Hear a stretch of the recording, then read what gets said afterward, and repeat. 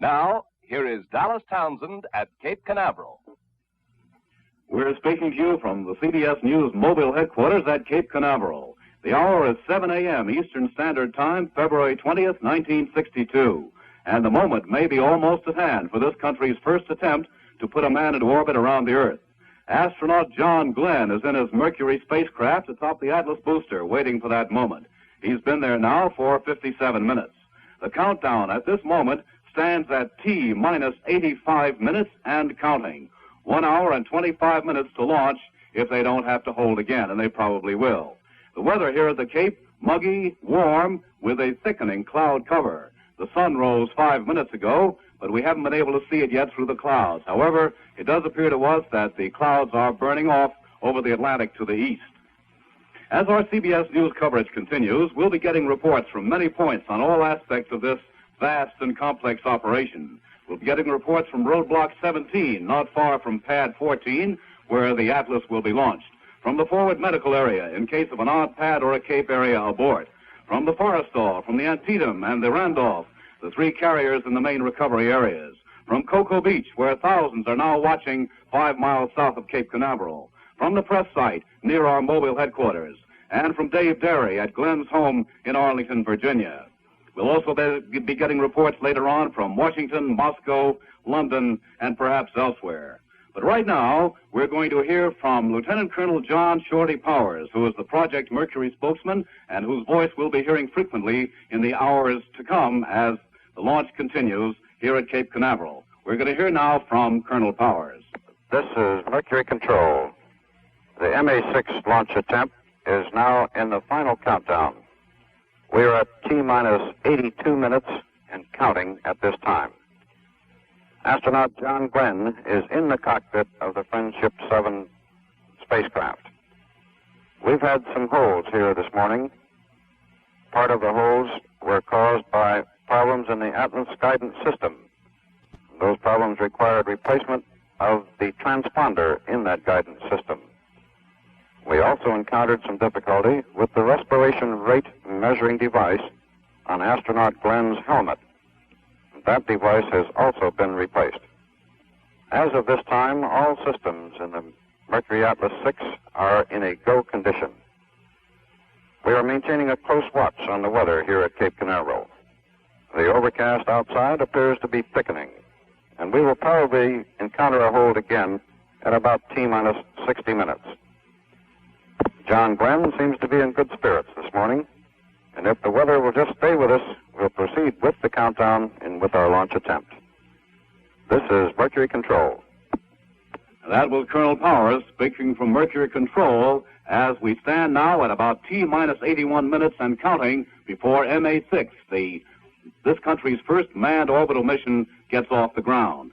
We'll be back in a moment with the Man in Orbit, another history-making event brought to you by Rambler. Right now, a word from Ed Hurley. Quote, "I've never met a Rambler owner who wasn't satisfied. A statement I can't make about any other car." Unquote. Those are the words of famous automotive expert Tom McCahill. They appear in the March issue of Mechanics Illustrated on the newsstands next week. Tom McCahill pays this tribute to Rambler in a special test report on the 1962 Rambler American. McCahill calls the Rambler American convertible he tested quite a buy at today's convertible prices. Of Rambler craftsmanship, McCahill has this to say: "Here is a car that will undoubtedly last for years, and it's honestly put together. The quality of workmanship is tops by American standards." And now, for a limited time, a visit to your Rambler dealer can pay you important extra dividends. With Rambler sales at an all-time high, your Rambler dealer can offer you a money-saving weekend special deal. See your Rambler dealer. Take advantage of Rambler's weekend special deal. Now back to Dallas Townsend at Cape Canaveral. And here at Cape Canaveral, the countdown stands at T-minus 79 minutes and counting. That is 1 hour and 19 minutes to launch before Lieutenant Colonel John Glenn is put into orbit on his orbital mission, this country's first in history. Right now, we're going to move from our CBS News mobile trailer here at Cape Canaveral and get a report from one of the many correspondents who are standing by here at the Cape and elsewhere to bring us the very latest on all aspects of this complex operation. So right now, we'll switch to Charles Von Friend at the press site. This press site is a huge mound-like affair, artificially built with gravel and sand by bulldozers. It stands about 4 feet above ground level. It is almost exactly in the center of the Cape. To the right are the Thor and Jupiter gantries, referred to here as IRBM-RO, Intermediate Range Ballistic Missiles. To the center stands the old Vanguard gantry, and what memories that brings back. Beside the Vanguard pad are the Minuteman gantries. But to the more than 300 newsmen on the scene here at the press site this morning, the big thing is to their left, due north, at ICBM-RO, where the big boosters are launched, and specifically at an area known as Pad 14, where the Atlas booster, the McDonnell spacecraft, and pilot John Glenn are patiently waiting for T-0. Pad 14 is about 8,000 feet away from this press site, about 1.5 miles. But at this elevated range, the distance doesn't seem that great, I guess in part, of course, because that missile stands some 10 stories high in a sharp profile against the Atlantic Ocean and the horizon. Many reporters came out here this morning equipped with binoculars, and they gaze every few moments at Pad 14. Other reporters gather in clusters, debating, each with his own ideas, his contribution to the guessing game. Is it go or no go? Rumors fly around the press site like the dust in the sand spurs. Some are optimistic, others forecast a scrub. And other reporters, including many veterans on the Canaveral scene, just pace about, kick the sand, look at Pad 14, and pace some more. Afternoon newspaper reporters on early edition deadline peck out pre-launch stories, which are rushed to a big Western Union van behind the bleachers to be dispatched to their impatient editors around the country. There are some 100 telephones in a huge arc semicircle around the press site. These phones have been allocated to reporters who need them the most. There are no Soviet Union or Iron Country satellite reporters here, even though they were invited to attend this historic launch. They apparently intend to ignore the U.S. effort to duplicate their own manned orbital flights. To the left of the bleacher area, largely uninhabited now because all the seats are damp, is a NASA or Civilian Space Agency booth where our press site spokesman Jack King relays messages from Mercury Control via a public address system. That same PA brings us the voice of Mercury, Lieutenant Colonel John Shorty Powers, at the same time that voice of Colonel Powers is piped to radio and television audiences. And to the left of that NASA booth is an item of great attraction, especially to the foreign press, a full-scale mock-up, a model of the Friendship 7 space capsule with a dummy or mannequin astronaut inside. Most new observers here marvel at how small that capsule is, how miniaturized the control panel, and how complex the whole 2-ton capsule is. That's briefly the story here at the press site. Now back to Dallas Townsend. And from here at our mobile headquarters, about 150 yards away from Charles Von Friend, we also are looking at the Atlas, which stands about 8,200 feet, slightly to the northeast of us, near the rim of the Atlantic Ocean. And a favorable note, the sun has now broken through the clouds, the sun rising over the Atlantic, but overhead there is still fairly heavy and constant cloud cover. This is a tense and emotional moment, a moment for which many people have been waiting for a long, long time. And actually it's been filled with growing excitement and anticipation, with deeply felt hopes and prayers for the man who now is ensconced in his Mercury spacecraft, the Friendship 7, high on top of the Atlas, out on Pad 14. Technicians are still working on fixing the hatch to the Atlas. They're putting in the last of the 72 bolts right now, and in a moment or so, we imagine they'll be leaving the White Room, where Glenn went when he left Hangar S and took the long, or not really very long, but it took about 15 minutes, a ride from Hangar S over to Pad 14. Glenn got up this morning at about 2:20. He had a shave and a shower, and then he had breakfast, and after that a physical examination. Then he began putting on the suit at 4:30.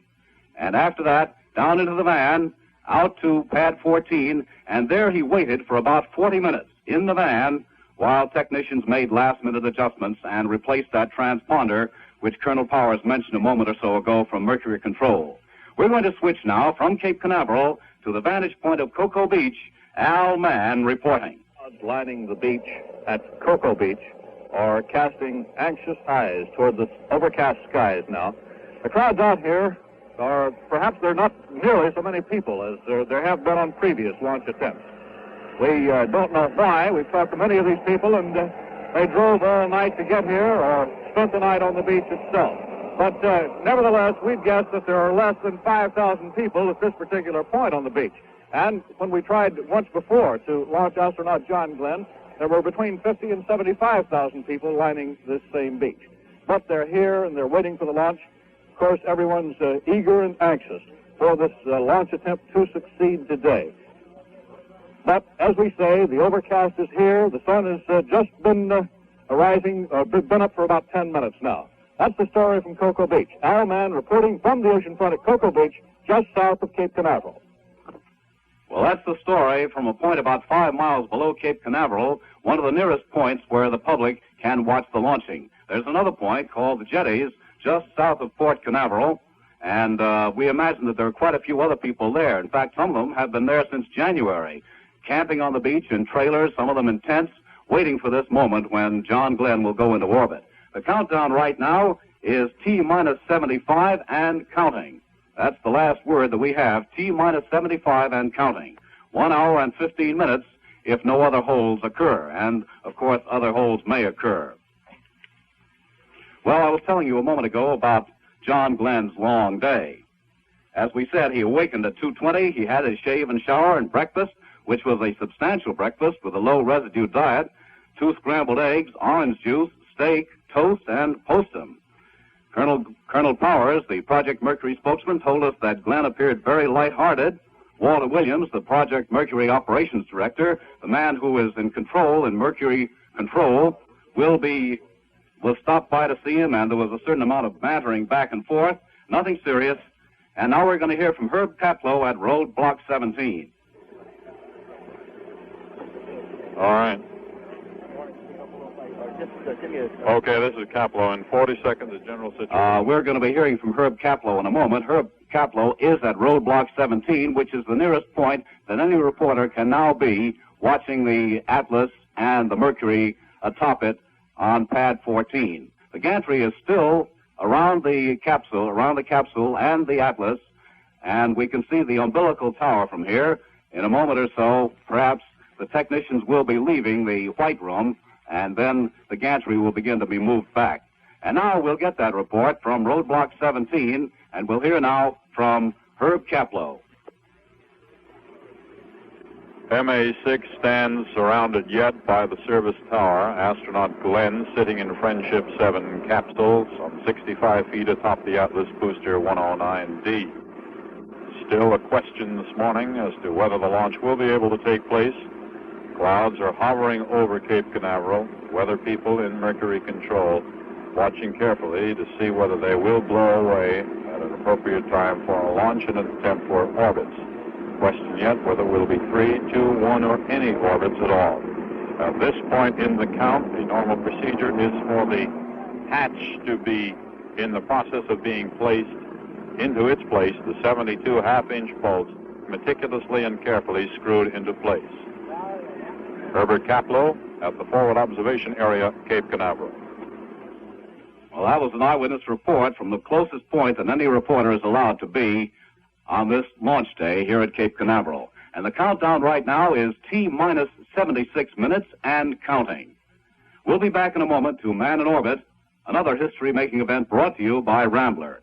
First, let's hear a word from Ed Hurley. Rambler quality. What does it mean to you? In the case of brakes, it can make all the difference in the world. Here are the facts. Except for Cadillac, Rambler is the only American car to offer you the positive safety of double safety brakes with tandem master cylinders and 2 separate hydraulic systems, one for front wheels and the other for rear wheels. Even if one should fail, the other will bring you to a safe, sure stop. Brake failure is virtually impossible with Rambler double safety brakes. One day, all cars may have brakes like these. They're yours today in Rambler, standard on all models at no extra cost. Also standard in Rambler, self-adjusting brakes with bonded brake linings. Test drive the new Rambler soon With Rambler sales at an all-time high, your Rambler dealer is prepared to offer special Rambler savings. See your Rambler dealer about his weekend special deal. Once again, here is Dallas Townsend at Cape Canaveral. And let me make a slight correction on the countdown that I gave you a moment ago. Right now, the count is at T-minus 70 minutes and holding. T-minus 70, 1 hour and 10 minutes to go if no further holes are ordered. And Colonel Powers, the Project Mercury spokesman, has told us that further holes are probable. The sun is shining brightly at the moment. It rose about 20 minutes ago over the Atlantic Ocean, but it appears that in a moment or so from now, it will go behind a deck of high cloud cover. That cloud cover, Colonel Powers told us in his first report from Mercury Control, appears to be thickening. But I would say, just offhand, judging from the way it looks right now from our CBS News mobile headquarters, that the clouds will burn off. And, of course, that's exactly what the National Space Agency is hoping for, that the clouds will burn off over Cape Canaveral, over the launch area, and permit the launching of John Glenn on his orbital flight around the Earth. And the sun is going behind those clouds, but it doesn't look too serious. And downrange, the weather is favorable in all three main recovery areas. Those recovery areas are 600 miles east of Bermuda, 360 miles southeast of Bermuda, and 225 miles northwest of San Juan, Puerto Rico. If Glenn goes just one orbit, he will come down in the east of Bermuda area, and the Forrestal, the mighty U.S. Navy carrier, will be waiting to pick him up. If he goes 2 orbits, the Antietam, the carrier, will be waiting to pick him up, and at the end of 3 orbits, the carrier Randolph will be waiting. And, of course, everybody here, everybody in the National Space Agency, and not least of all, Colonel Glenn, they all hope that Glenn will go the full 3-orbital planned projected flight. As we look out from our window here in the CBS News trailer, about 8,200 feet west of the Atlantic Ocean, we look to the northeast, and there stands the Atlas on pad 14, surrounded by the dark red gantry, and atop it, the 16-foot tall Mercury spacecraft, the Friendship 7, that name given to it by Colonel Glenn. And atop the spacecraft, the 16-foot escape tower, which will pull the spacecraft away from the Atlas booster if anything goes wrong, if an abort is necessary early in the flight, or perhaps even on pad 14. But everybody hopes that that will not happen, obviously.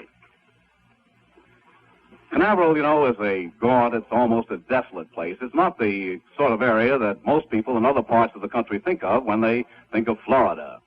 It's an area of swamps and drainage ditches and palmettos through which roads, both concrete and dirt roads, have been bulldozed. About 300 yards away from the Atlas lies the blockhouse, a large, squat structure which looks somewhat like the top of an enormous ice cream cone. It's made of steel and reinforced concrete. Inside the blockhouse, the skilled technicians responsible for getting the bird successfully into flight are now going through the last tense minutes of the countdown, which at the moment stands at T-minus 66 and counting. The weather here at Cape Canaveral, cloudy at the moment, but nothing serious, and everybody has every expectation that the clouds will burn off in time for a launching this morning. There is a window through which they have to launch, and that window, actually there are 2 windows. One of the windows concerns time. If they don't go by 9:30 or thereabouts, they may have to go only 2 orbits. The reason for that is that they need a full 3 hours of daylight in the main recovery areas. If they go by 9:30, as I say, they may very well get the 3 orbits. If they don't go by 11:30, the chances are that there will be only 2 orbits. And after 12:30, around 12:30, will be the limit for 1 orbit. But those times are flexible, and as Colonel Powers is fond of saying, these are judgmental matters, which will have to be decided by the Mercury Control people with Walter Williams, the man in charge. He's the Mercury Operations Director. Right now, we're going to hear another report from Colonel Powers, who will be speaking to us and giving us the very latest data on the countdown, the condition of the flight at this moment, as he speaks to us from Mercury Control. This is Mercury Control. The MA6 countdown is T-minus 64 minutes and counting at this time. However, in the process of installing the hatch in the side of the Friendship 7 spacecraft, we have encountered a broken bolt. In order to remove the broken bolt, it is now going to be necessary to remove the hatch. On a planned basis, we expect to enter a hold condition at T-minus 60 minutes so that we can finish the job of removing the hatch, extracting the broken bolt, and then starting all over again to reinstall the hatch. Once again, we are maintaining close watch on the weather. At this time, the weather here at Cape Canaveral is less than favorable for the launch. We will be entering a hold at T-minus 60 minutes. We estimate the duration of that hold to be about 30 minutes. This is Mercury Control. That was Colonel Powers giving us the latest from Mercury Control.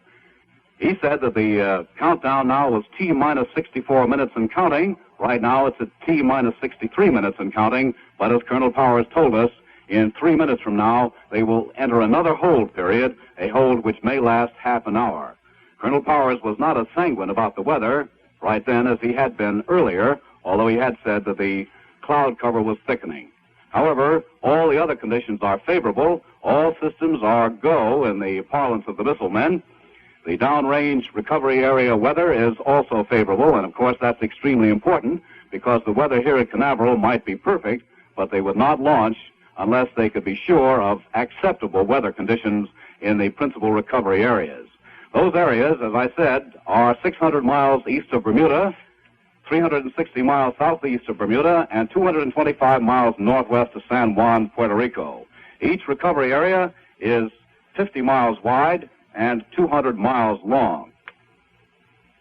And, of course, the recovery forces are spread out. They're stationed at strategic points in the area, ready to move rapidly to any of the points where they expect the Mercury capsule to come down in the Atlantic.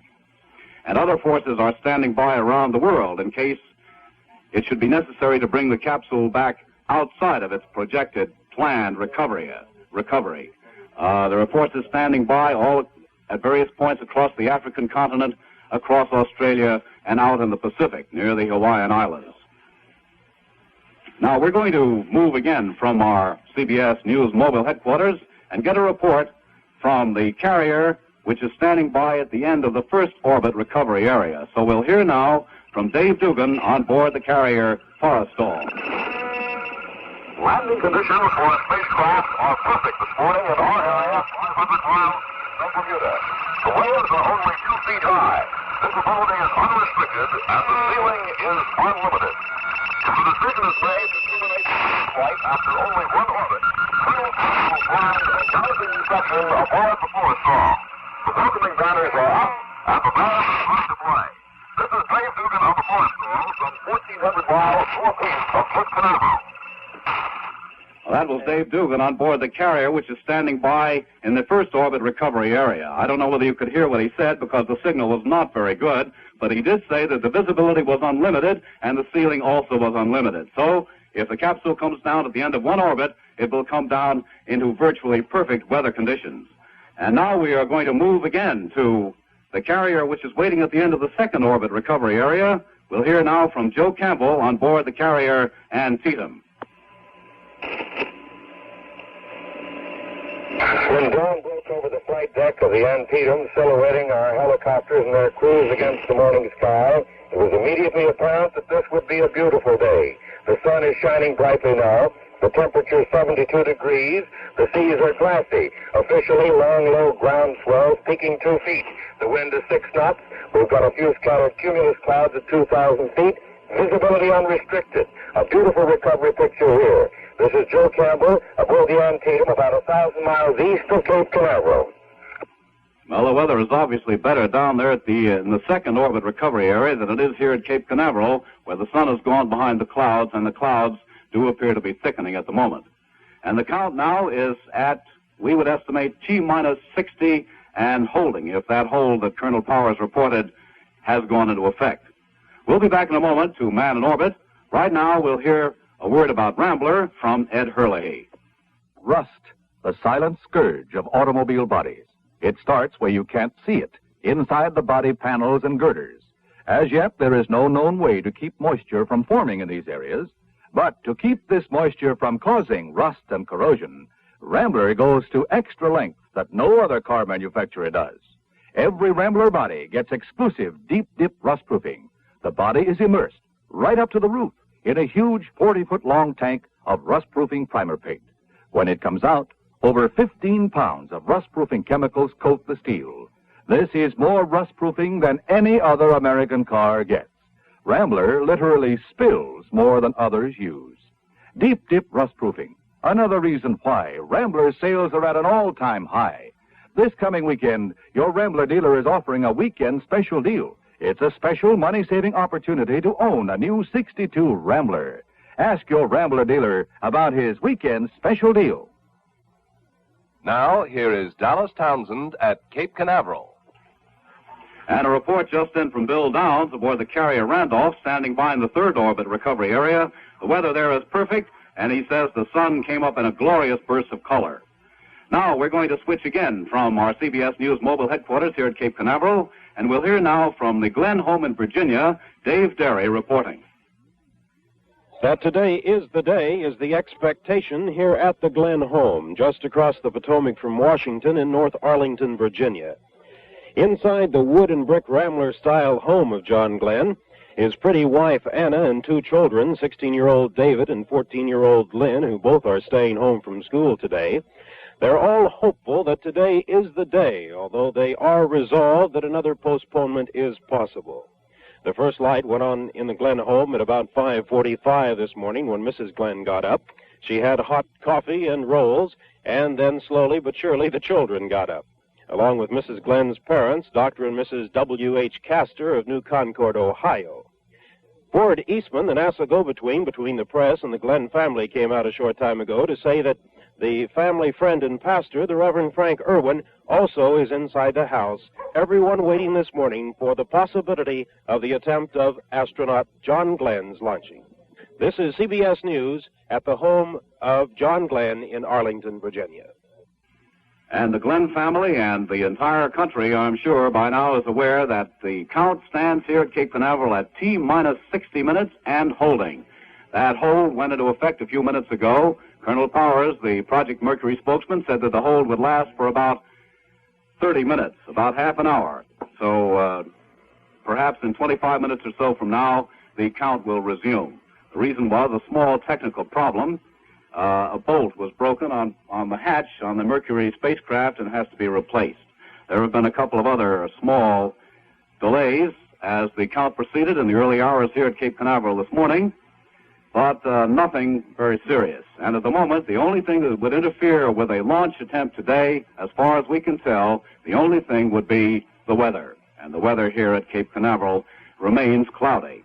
The count again, T-minus 60 minutes and holding. T-minus 60 minutes and holding. Well, right now, here at CBS News, we're going to leave the air temporarily from our special coverage of the Project Mercury launch attempt, but we will be back in 15 minutes. Right now, this is Dallas Townsend at Cape Canaveral. This is the CBS Radio Network. This is Dallas Townsend at CBS News in Cape Canaveral. The countdown here is T-minus 60 minutes and holding as the National Space Agency moves toward this country's first manned orbital flight. Lieutenant Colonel John Glen, the astronaut, is secured inside the Mercury spacecraft, waiting for that great moment. Glen has been inside Friendship 7 now for a bit less than 2 hours. The complicated and laborious procedure of making final adjustments, fastening Colonel Glen into place on his couch, which was molded to fit his body, and securing the hatch with its 72 bolts, all these things are still underway. There were a few minor delays earlier in the morning to replace a transponder in the Atlas booster, to replace a broken bolt. But the countdown here has proceeded well. All systems are go, as they say in missile land, with one exception, the weather. Right now, it's cloudy over the launch area. The sun is concealed behind a bank of clouds. But there are patches of blue here and there. Colonel Powers, the Project Mercury spokesman, didn't sound too optimistic about the weather in his last report, but to a layman's eyes, and judging from our experience with Cape weather in the past month, These clouds could burn off as the sun rises in the sky. There appear to be two layers of clouds, a high layer, about 6 to 7/10 cloud cover, and a low layer which is blowing off rapidly. Downrange in the main recovery areas, the weather is excellent in all three, where Colonel Glenn could land at the end of 1, 2, or 3 orbits. On balance, conditions appear excellent for a launching this morning. Colonel Glenn got up early, about 2 o'clock Eastern Standard Time. He had breakfast, and it was a big breakfast. He is reported to be in good spirits, and he appeared to be exactly like that when he left Hangar S and took the short ride to Pad 14. Again, the count is T-minus 60 minutes and holding. We'll be back in 15 minutes. This is Dallas Townsend at CBS News, Cape Canaveral. This is Dallas Townsend for CBS News at Cape Canaveral. The countdown here at Cape Canaveral resumed a few minutes ago. It's now at T-minus 50 minutes and counting. T-minus 50 and counting. That hold we were in for a while lasted about 40 minutes. It was caused by a broken bolt in the hatch on the spacecraft. The hatch had to be removed and the bolt replaced. All systems now are reported go. Up to now, the only problem has concerned the weather. High and intermediate cloud cover early today over Cape Canaveral, and that would, of course, interfere with optical observation of the launch attempt. But the clouds are burning off rapidly. The sun is now shining brightly, and it's increasingly warm here at the Cape. It's warm and muggy. And downrange, all weather is reported excellent in all three main recovery areas. So right now, it appears to us that there will be a launch this morning of John Glenn into orbit. Colonel Glenn awakened soon after 2 o'clock this morning. He had a hearty breakfast, he shaved, he had a shower, and after that a physical examination, and then he got into the transfer van for the short trip, which actually lasted about 15 minutes, from Hangar S, where he has his quarters, to Pad 14, where the Atlas and the Mercury spacecraft were awaiting him. He got into the spacecraft a bit more than 2 hours ago, and he's been there now, waiting quietly for the great moment when he will be launched into space. He's reported to be in good spirits. Colonel Powers, the Project Mercury spokesman, says that Glenn was in very good spirits, excellent spirits, when he talked to him early this morning. There was a lot of good-natured banter back and forth around the breakfast table. Nothing serious, no shop talk. This was not the time for it. And again, the countdown right now is T-minus 48 minutes and counting. We'll be back at 30 minutes past the hour to resume our CBS News coverage of this country's first manned orbital flight. This is Dallas Townsend, CBS News, Cape Canaveral.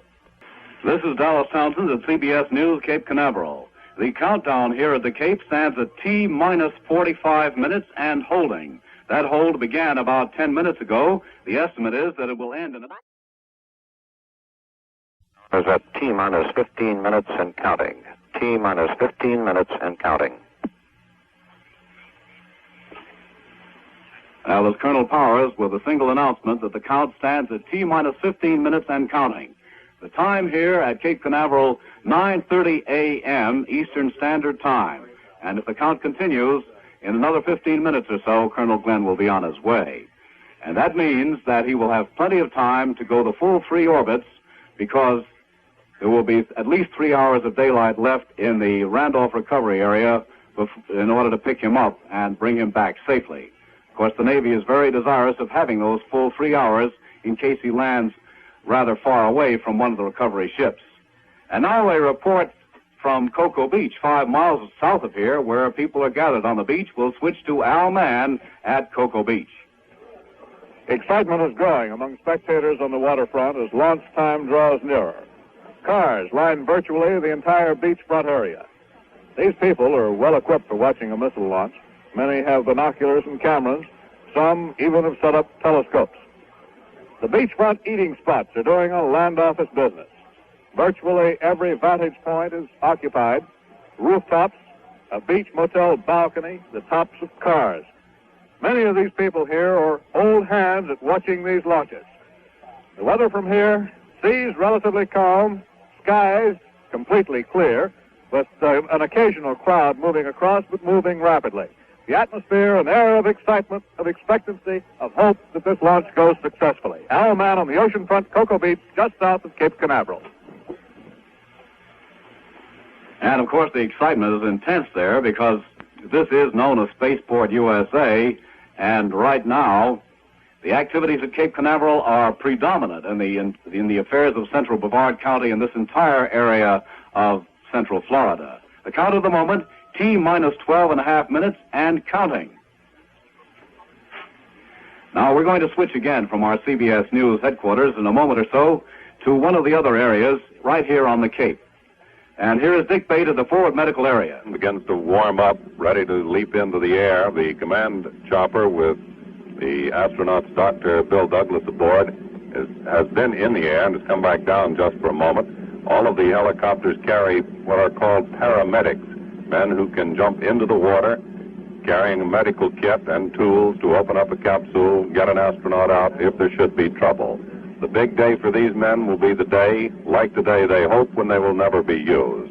The helicopters warming up and ready to go if they should be needed. Also standing by at this forward medical area are the nurses and doctors who will be ready to take care of astronaut Glenn if he should have to be brought back here. He would be brought back whether or not he were injured.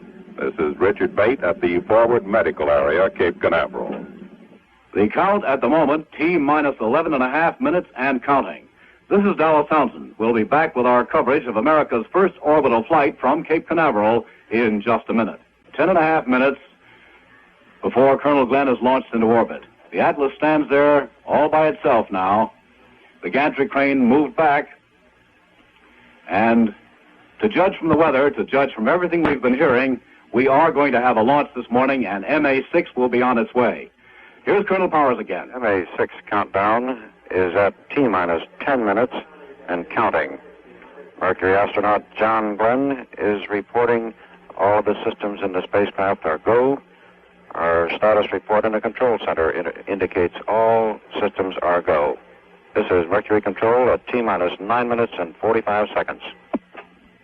Well, that was Colonel Powers giving us the latest from Mercury Control. Mercury Control is the most closely guarded building on the Cape, where security is quite a problem for anyone.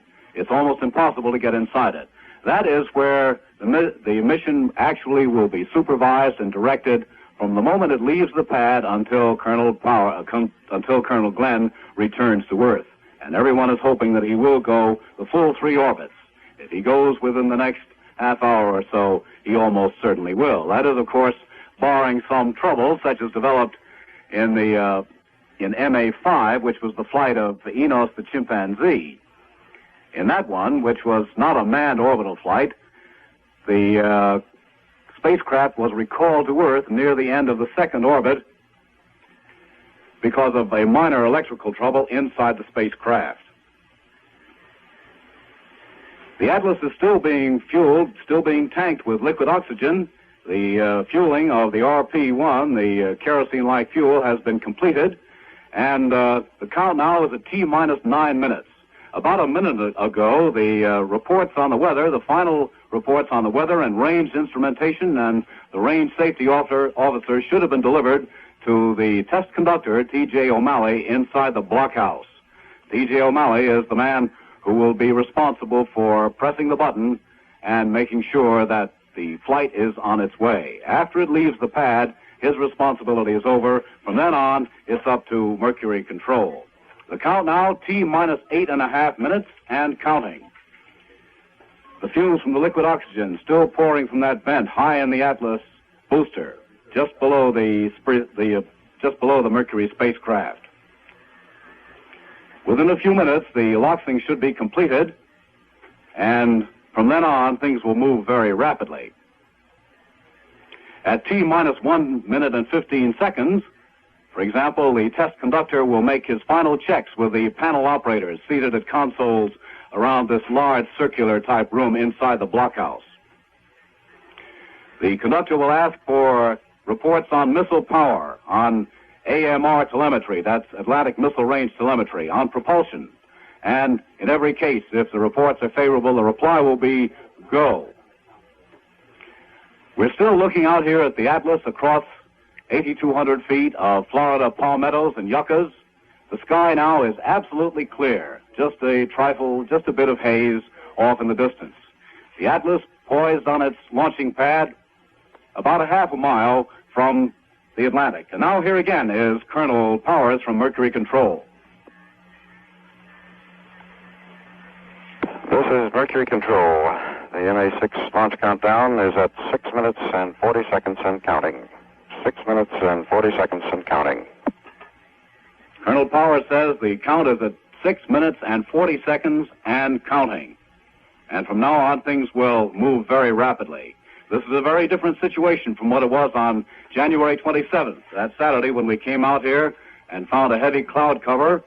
Nevertheless, despite the cloud cover, the National Space Agency went ahead with plans for launching, but had to stop at almost the last minute, or rather T-minus 20 minutes, when the cloud cover became too heavy. One point of difference between now and then, well, I'll tell you about that in a minute. Here again is Colonel Powers. This is Mercury Control. The MA6 launch countdown is at T-minus 6 minutes and 30 seconds. T-minus 6 minutes and 30 seconds.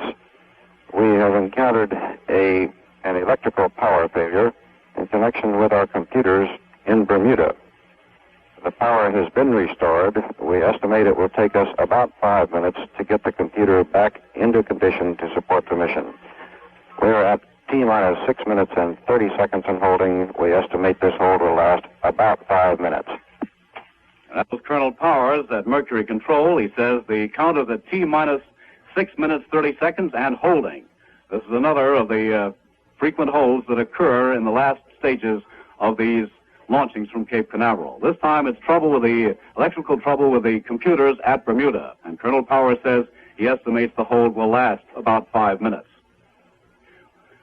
I was telling you a moment ago about the difference between the situation today and the situation on Saturday, January 27th. That difference was that Colonel Glenn, the astronaut, did not get into the spacecraft until fairly late in the morning, so that he's now been there somewhat less than 3 hours. On the 27th, he had to stay in the capsule 5 hours and 13 minutes before the thing was called off. We'll be back in a moment to Man in Orbit, this history-making event brought to you by Rambler. We'll hear now from Ed Hurley. I've never met a Rambler owner who wasn't satisfied. A statement I can't make about any other car. Unquote. Those are the words of famous automotive expert Tom McCahill. They appear in the March issue of Mechanics Illustrated on the newsstands next week. Tom McCahill pays this tribute to Rambler in a special test report on the 1962 Rambler American. McCahill calls the Rambler American convertible he tested quite a buy at today's convertible prices. Of Rambler craftsmanship, McCahill has this to say. Here is a car that will undoubtedly last for years, and it's honestly put together. The quality of workmanship is tops by American standards. And now, for a limited time, a visit to your Rambler dealer can pay you important extra dividends. With Rambler sales at an all-time high, your Rambler dealer can offer you a money-saving weekend special deal. See your Rambler dealer. Take advantage of Rambler's weekend special deal. Once again, here's Dallas Townsend at Cape Canaveral. The count now is at T-minus 6 minutes and counting. It's just now been resumed. The power failure in the computers at Bermuda didn't take long to repair. Colonel Powers just gave us that word, T-minus 6 minutes and counting. The Bermuda computers are extremely important because it is at Bermuda that the decision is made, subject, of course, to the final control of Mercury Control here at Cape Canaveral. The final decision is made whether or not to put the spacecraft into orbit, because it's over Bermuda that it attains orbital speed of about 17,500 miles an hour, and if all goes well, Colonel Glenn will then be at an altitude of about 100 miles. Colonel Powers is coming in fairly frequently now, and here we're going to hear from him again. Here is Colonel Powers. T-minus 5 minutes and counting. T-minus 5 minutes and counting. Mercury Control. Well, that was Colonel Powers giving us the latest. It's T-minus 5 minutes and counting. Now, from here on, I expect to be interrupted very frequently by Colonel Powers. I'll simply keep talking, and when Colonel Powers starts, I'll stop. Colonel Powers is the man who will be bringing us the up-to-the-minute reports from Mercury Control. He's sometimes called the 8th astronaut. He's the spokesman for Project Mercury. He knows all 7 of the astronauts intimately, He's been associated with them ever since they joined the project a little less than 3 years ago. He himself is an Air Force officer, a flying officer, and he probably knows as much about this whole operation here at Cape Canaveral as any man alive. Colonel Powers has been on the hot spot in the last month or so with the repeated delays and postponements. Some of the media here, some of the communications media have become increasingly impatient and perhaps a little bit critical of the way he's conducted his coverage for the press. But Colonel Powers, on balance, has been doing a remarkable job in difficult circumstances. The count, T-minus 4 minutes and counting.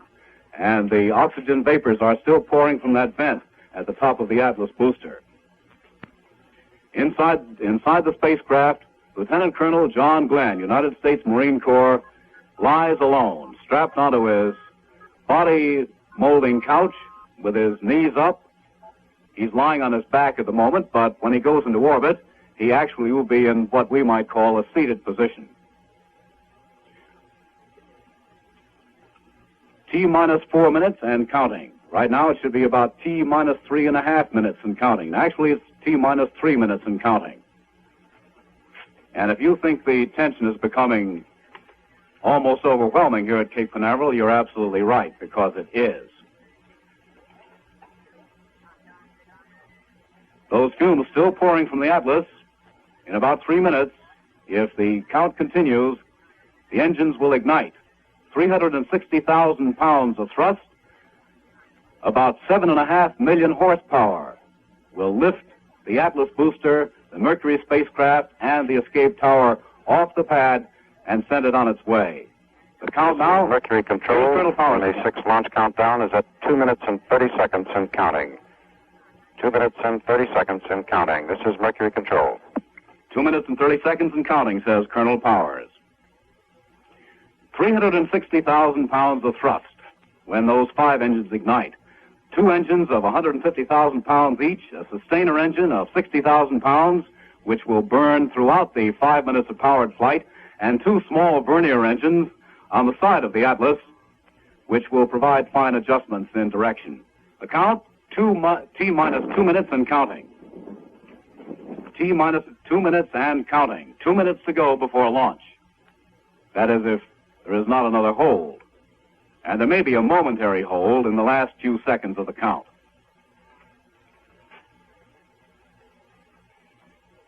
At T-minus 1 minute, T-minus 60 seconds, water flow will go to full. 35,000 gallons a minute will pour over the pad underneath the Atlas in order to reduce the damage from the tremendous flames that occur at liftoff. The time, T-minus 1.5 minutes and counting. T-minus 1.5 minutes and counting. The fumes have stopped pouring from that vent high in the Atlas. This is Mercury Control. The MA6 launch countdown is T-minus 1 minute and counting. T-minus 1 minute and counting. All systems are reported in a go condition. John Glenn reports he is ready. This is Mercury Control. John Glenn, in the last minute before takeoff, reports that he is ready. He is ready to take that history-making first manned orbital flight around the Earth of the United States. Lieutenant Colonel, United States Marine Corps, at the greatest moment of his life. Mercury Control, the MA6 count, T-minus 30 and counting. T-minus 30 seconds and counting. The water is pouring over the flame bucket underneath the Atlas at 35,000 gallons a minute. The Mercury spacecraft umbilical is out. We're at T-minus 19 seconds. T-minus 19 seconds, says Colonel Powers. T-minus 10 seconds and counting. 8, 7, 6, 5, 4, 3, 2, 1, 0. Ignition. Liftoff. The MA6 vehicle has lifted off. The MA6 vehicle has lifted off. And the Atlas flies into the air, trailing a dagger of flame behind it. You can hear the enormous roar as it reaches up. And high up it goes, straight up into the air. Rapidly it goes into the air with increasing speed. There it goes. You can almost I don't know whether you can hear me, but I'm still talking. Off it goes, straight up into the air over the Atlantic. Colonel Powers and Colonel Glenn is on his way. The time, 9:48 Eastern Standard Time. High up goes the Atlas, straight into the air. And now the roar begins to die away. And a great burst of smoke from the launch pad drifts slowly south across the Cape. The trajectory is still A-OK. The MA-6 vehicle is still climbing nicely. And it's now beginning to curve over into its trajectory, curving slightly over and disappearing rapidly into the distance. The MA-6 vehicle is climbing nicely, has passed through the area of maximum dynamic pressures. Pilot John Glenn is reporting all systems go, is giving routine reports, reading off his instruments. John Glenn reports the flight very smooth now.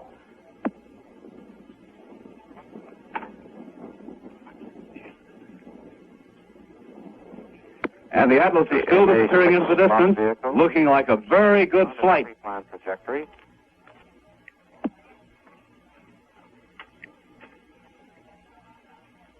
By the end of the first minute, it should have climbed to 50,000 feet. Holding at 6.1 pounds per square inch. Cabin pressure sounds excellent, 6.1 pounds per square inch. In the next minute and a half, it will climb 3 times as far as it did in the first minute. The MA-6 vehicle is still climbing on its trajectory.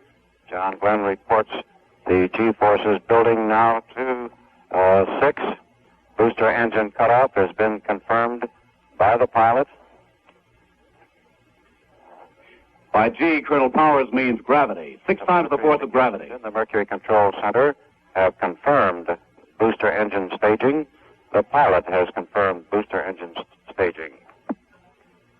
Booster engine staging means that the booster engines have now cut out. The sustainer engine is going ahead. That the escape tower has separated. Our telemetry in the Mercury Control Center confirms that the tower has separated. And the flight still looks good. The escape tower has been blown off. He is still going ahead, carried by the Atlas booster, heading toward that window in the sky somewhere over Bermuda. The MA-6 vehicle is now climbing on its trajectory. 3 minutes and 5 seconds of flight time. It is flying on its pre-planned trajectory. The pilot reports that the G-forces are building up once again under the acceleration of the sustainer engine. Bermuda reports that it has acquired telemetry signals from the spacecraft. John Glenn reports everything looks good. And he has about another minute and a half of powered flight, and at that point the sustainer engine will cut off. And then will come the critical moment whether to decide whether to put him into orbit. It still looks good. The roar of the rocket has died away into the distance. And Colonel Glenn, United States Marine Corps, is on his way. The MA-6 vehicle is climbing nicely on its trajectory. John Glenn reports his fuel system as planned. His oxygen system is all okay. He reports his electrical power all okay. It looks good right now. I think we've got an orbit. The station reports it has a valid track on the MA-6 vehicle. And it looks to us as if he's going to go 3 full orbits.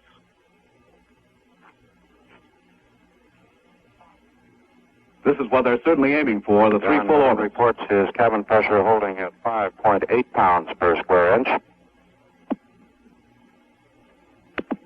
And the time is T plus 4.5 minutes. Another 30 seconds of powered flight. John Glenn reports all systems are go. In a few seconds now, the sustainer engine will cut off. The vehicle is approaching its sustainer engine cutoff point. John reports all systems in the spacecraft are go. The flight trajectory still looks good. And at sustainer cutoff, the clamp ring securing the spacecraft to the booster will be released.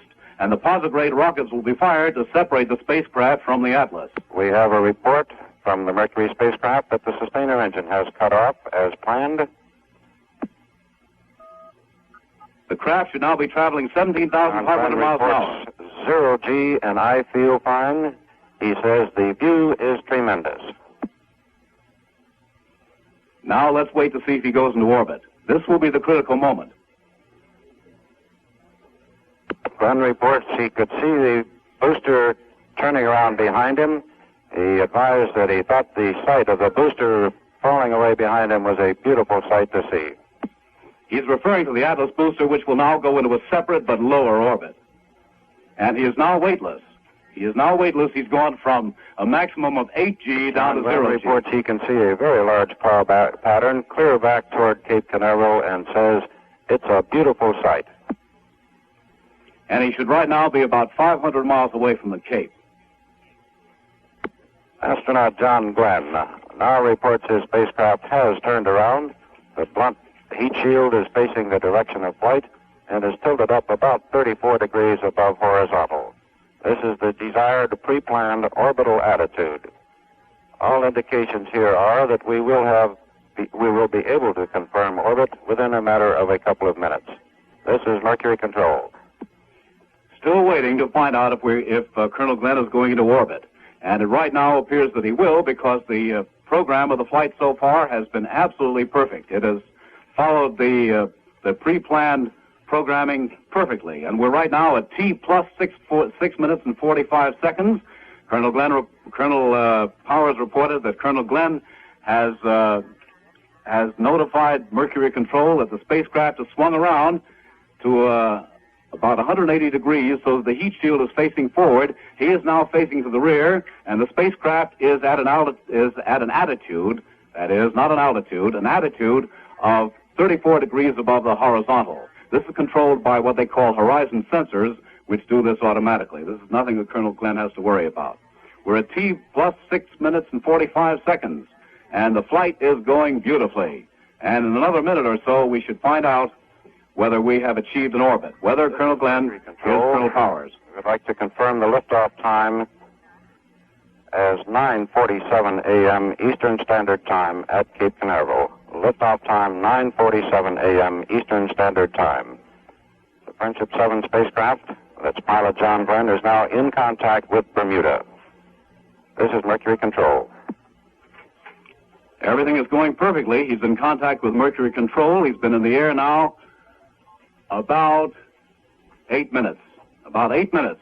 He should be traveling at 17,500 miles an hour. He should be at an altitude of about 100 miles. And Mercury Control will decide, on advice from Bermuda, whether the flight should continue or whether the mission should be aborted. And we'll be getting word on that from Colonel Powers almost any second now.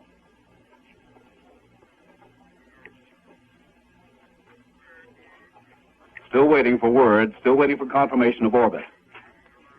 Bermuda, the tracking station at Bermuda, which is also a command station, will be advising Mercury Control almost immediately.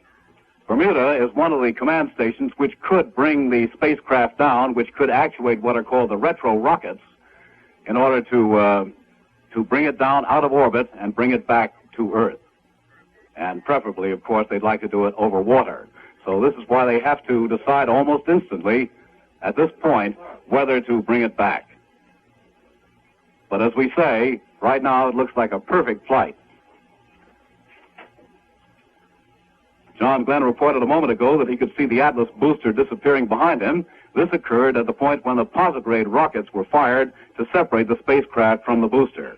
And at that point, the Mercury began pulling ahead of the Atlas at about 24 feet per second. And now we're going to get word direct from Colonel Glenn from T minus 10 seconds to T plus 6. Here's what Colonel Glenn said.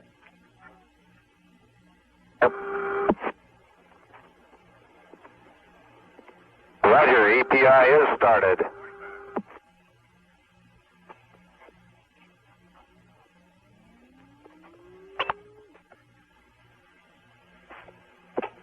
Let me explain that Mercury Control is feeding this report of Colonel Glenn in the last few minutes of the countdown. The scope is retracted, light is out. Roger, we show guard valid TM on scope retract. Roger. This is presumably the conversation between Glenn and capsule communicator at the blockhouse. Liftoff. The clock.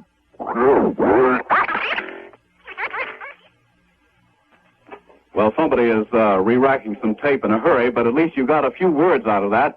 That was Colonel Glenn in the last few seconds talking to the capsule communicator on the ground before he was sent into orbit. And I'm saying sent into orbit, although I'm not quite sure at the moment. Nobody is right here. We're still waiting to hear from Colonel Powers as to whether orbit was achieved. All we can do is tell you that at the moment, things look very good indeed.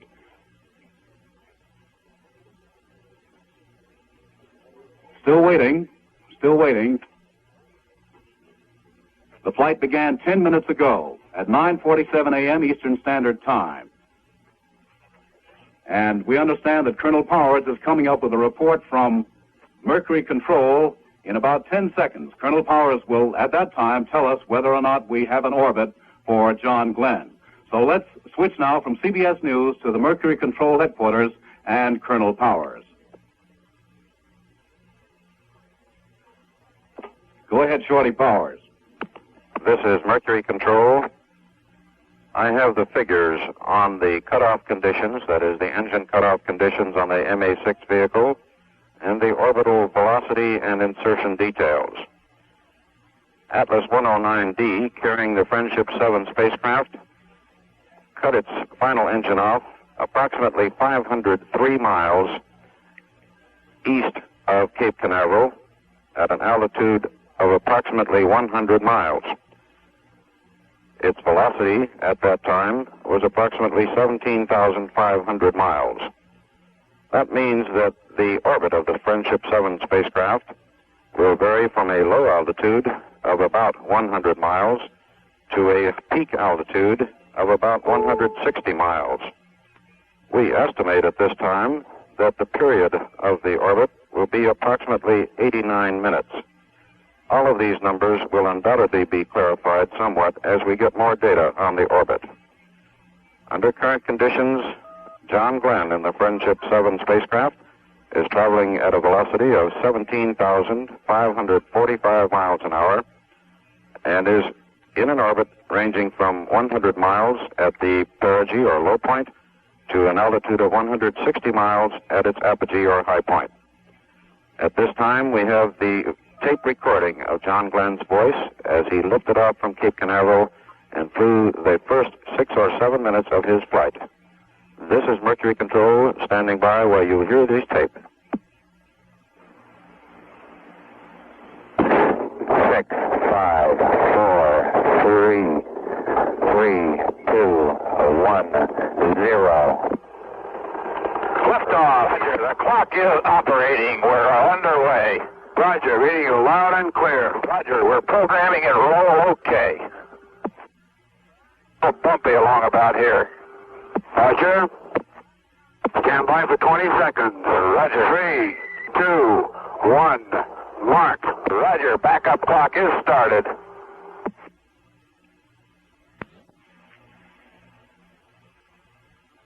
Fuel 102, 101, oxygen 78, 100, amps 27. Roger, loud and clear. Flight path is good. 6-9. Roger, checks okay. Mine was 70 on your mark. There's some vibration area coming up here now. Roger, reading you loud and clear, John. It's coming into IQ a little bit. That little contrail went by the window or something there. Roger. Fuel 102, 101, oxygen 78 to 101, amps 24, still okay. We're smoothing out some now, getting out of the vibration area. Roger, you're through max Q. Flight path is very good. Pitch 4-3. Getting out real fine. Cabin pressure coming down 5-7, okay. Flight very smooth now. Roger, flight path is good.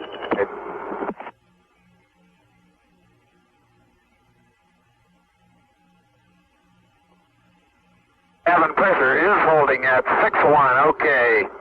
Roger, cabin pressure holding at 6-1. Roger, I've had some oscillations, but they seem to be damp.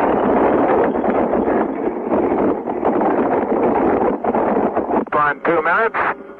And fuel is 102, 101, oxygen 78, 102. They're building to 6. Roger, reading you loud and clear. Flight path looks good. Pitch 25, stand by for staging. Roger, Pico.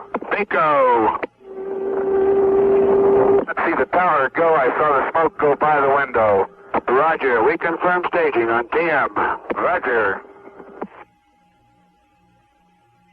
We'll have about 1.5 Gs. Roger. Over. There the tower went right then. Have the tower in sight, way out. Roger, we confirm on TM. Edison Tower is green. Roger. 1.5 Gs. Roger, 7 still reading you loud and clear. Flight path looks good. Auto retro jettison is off. Emergency retro jettison fuse switch off. Or retro jettison fuse switch off. DF2 normal.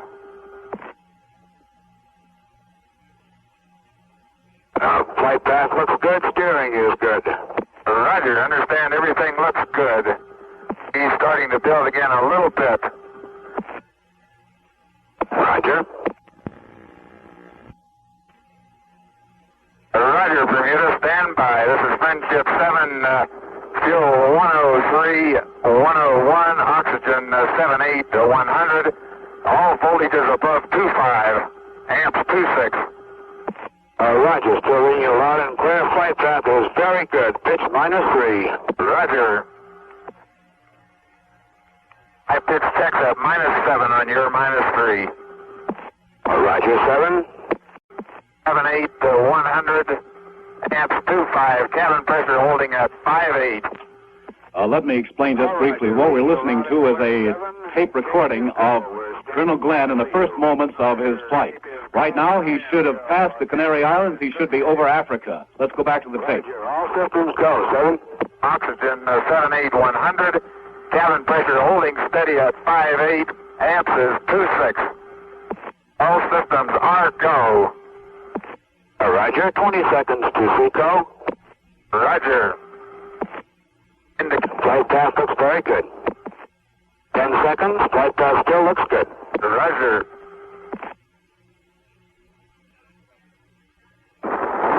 Seco. Lots of grades fired, okay. Roger, stand by. Roger, 0G, and I feel fine. Capsule is turning around. Oh, that view is tremendous. Roger, turnaround has started.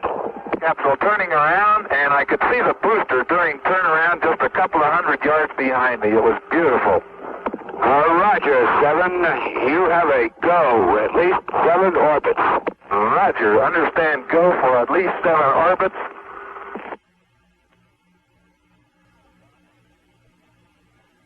This is Friendship 7. I can see clear back a big cloud pattern way back across toward the Cape. Beautiful sight. Roger, still reading you loud and clear. Next transmission, Bermuda.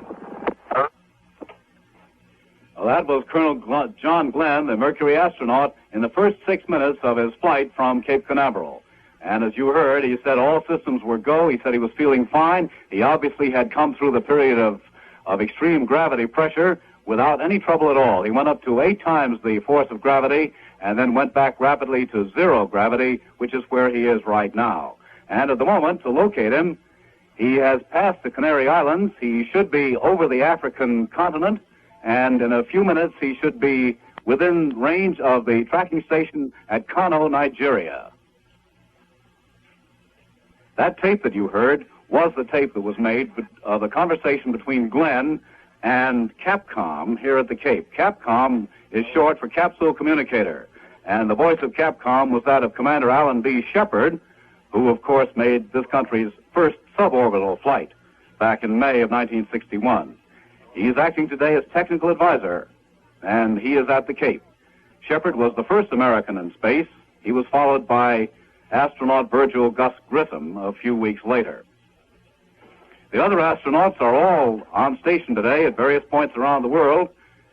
The backup pilot, Lieutenant Commander Malcolm Scott Carpenter, is here at the Cape. He's in the blockhouse. He's the first astronaut of the second group in the pilot situation. Commander Alan Shepard is, as we said, the Capcom at Cape Canaveral. Astronaut Walter M. Sherrod, Jr. is located at Point Arguello, California. He will be the Capcom there. Arguello is one of the command stations on the Mercury tracking network. Astronaut L. Gordon Cooper, Jr. is at the tracking station in Mouchet, Australia. That's another of the command stations. At Bermuda was astronaut Virgil Gus Grissom, who was the second American in space, and he had responsibility for monitoring the launch, the insertion into orbit, and he will also monitor the landing and recovery from the Bermuda station. And astronaut Donald K. Deke Slayton is performing spacecraft checkout. His job now is over. Well, we've gone through the first extremely tense, extremely exciting, and historic 21 minutes of this country's first manned orbital flight. Lieutenant Colonel John Glenn, United States Marine Corps, is in orbit. He's been on the way now for 22 minutes. And here's the very latest from Mercury Control and the Project Mercury spokesman, Colonel Powers. Go ahead, Shorty Powers and Mercury Control. This is Mercury Control. While you were listening to the tape of John Glenn's communications with the Capcom, Alan Shepard here in the control center, the Friendship 7 spacecraft has passed on its orbital track, has now passed over the Canaries, and is about to establish contact with our tracking station at Kano in Africa. As it passed in the vicinity of the Canaries, John Glenn reported, "I am very comfortable. All systems are okay." He reported that the horizon was a brilliant blue and that he had the Canaries in sight out through his window. He also said he had a beautiful view of the African coast and that part of the Canaries were obscured by clouds. The flight appears at this time to be proceeding as planned. The Friendship 7 is in orbit, passing in the vicinity of Kano, Africa at this time. This is Mercury Control. Well, Kano is located in Nigeria, and that is one of the stations on the tracking network. We're going to pause now for the benefit of our stations on the CBS radio network. This is Dallas Townsend. We'll be back with our coverage of America's first orbital flight from Cape Canaveral in just a minute. This is the CBS Radio Network. Dallas Townsend reporting from CBS News headquarters in Cape Canaveral, where 25 minutes ago, Lieutenant Colonel John Glenn was launched into orbit around the world. At the moment, Colonel Glenn is traveling over the continent of Africa, traveling at 17,500 miles an hour. And the apogee, that is the high point, is about 160 miles, according to Colonel Powers, the Project Mercury spokesman. The low point, the perigee, about 100 miles. We'll be back in a moment to Man in Orbit, this history-making event brought to you by Rambler. Right now, a word from Ed Hurley. Rambler quality. What does it mean to you? In the case of brakes, it can make all the difference in the world. Here are the facts. Except for Cadillac, Rambler is the only American car to offer you the positive safety of double safety brakes with tandem master cylinders and two separate hydraulic systems, one for front wheels and the other for rear wheels. Even if one should fail, the other will bring you to a safe, sure stop. Brake failure is virtually impossible with Rambler double safety brakes. One day, all cars may have brakes like these. They're yours today in Rambler, standard on all models at no extra cost. Also standard in Rambler, self-adjusting brakes with bonded brake linings.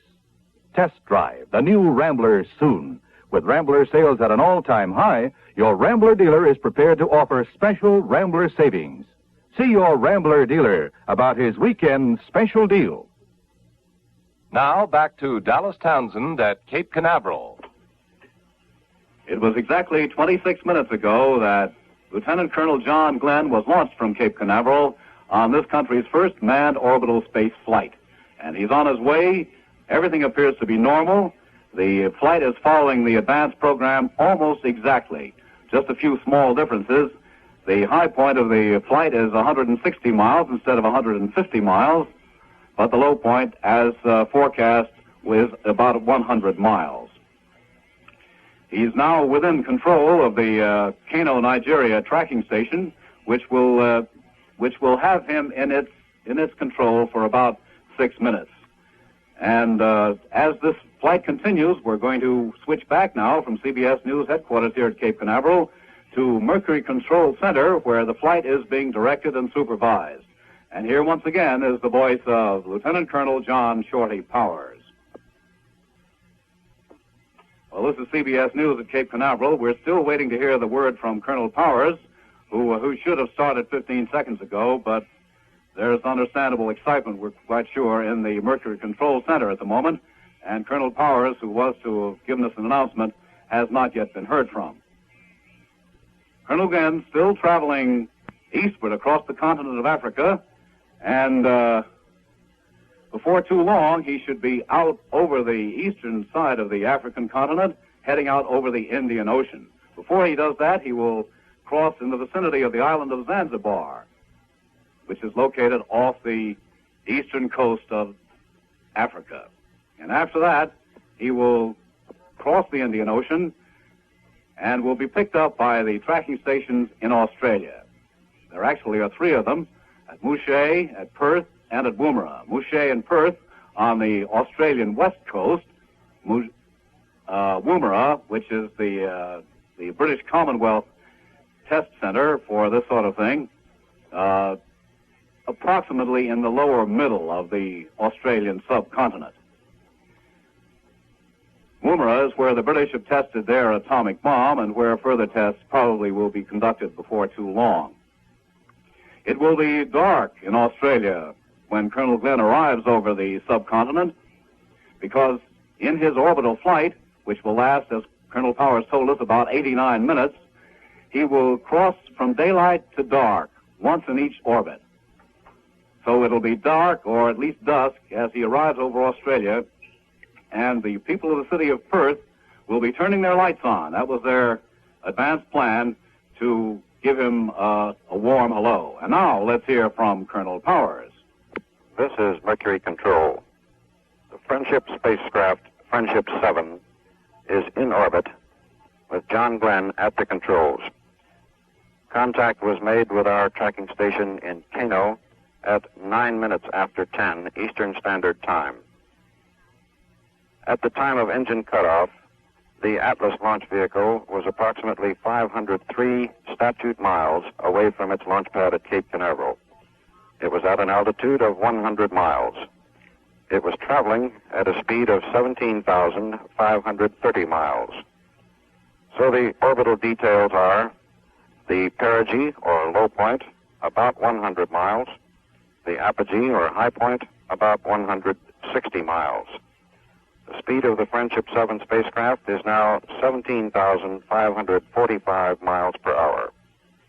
All information we have as of this time indicates the mission is proceeding as planned. And this is Mercury Control. Recorded. That was Colonel Powers giving us the latest, and he tells us now that the spacecraft is traveling at 17,545 miles per hour, 45 miles an hour faster than was originally expected. Reverend Frank Irwin, who is the minister of the Glenn family back in Arlington, Virginia, has been talking to a CBS News correspondent outside the Glenn home. So we're going to switch now to Arlington. Dave Derry reporting. Well, now, in particular, when the space vehicle, lifted off the pad, what was the feeling inside? Inside myself? Inside both you and the house. Of course, I can't describe their feelings. All I can know is what appeared to be. But we were quiet. This was not a time to talk, and everyone had their own thoughts. And in fact, I got the feeling myself that we really wished that even the announcers on the television perhaps could stop talking, because it was a time of quiet, joyous anticipation. And as everything went so beautifully and right on schedule as it was described, there was a feeling of real confidence and extreme gratitude and hope. This is CBS News at the Glenn home in Arlington, Virginia. That was Dave Derry in a tape-recorded interview with the Reverend Frank Irwin, an interview recorded immediately after liftoff. And now we're going to get further words from Colonel Glenn himself, and here they are. Low frequency is on. Rescue aids are on automatic. Jettison tower and SEP capsule lights are out. The pressure regulator is still in the in-position. Launch control is on. Sequence panel positions are normal except landing bag is off. Are you receiving? Over. Roger, understand. We have telemetry solid. Roger, you have telemetry solid.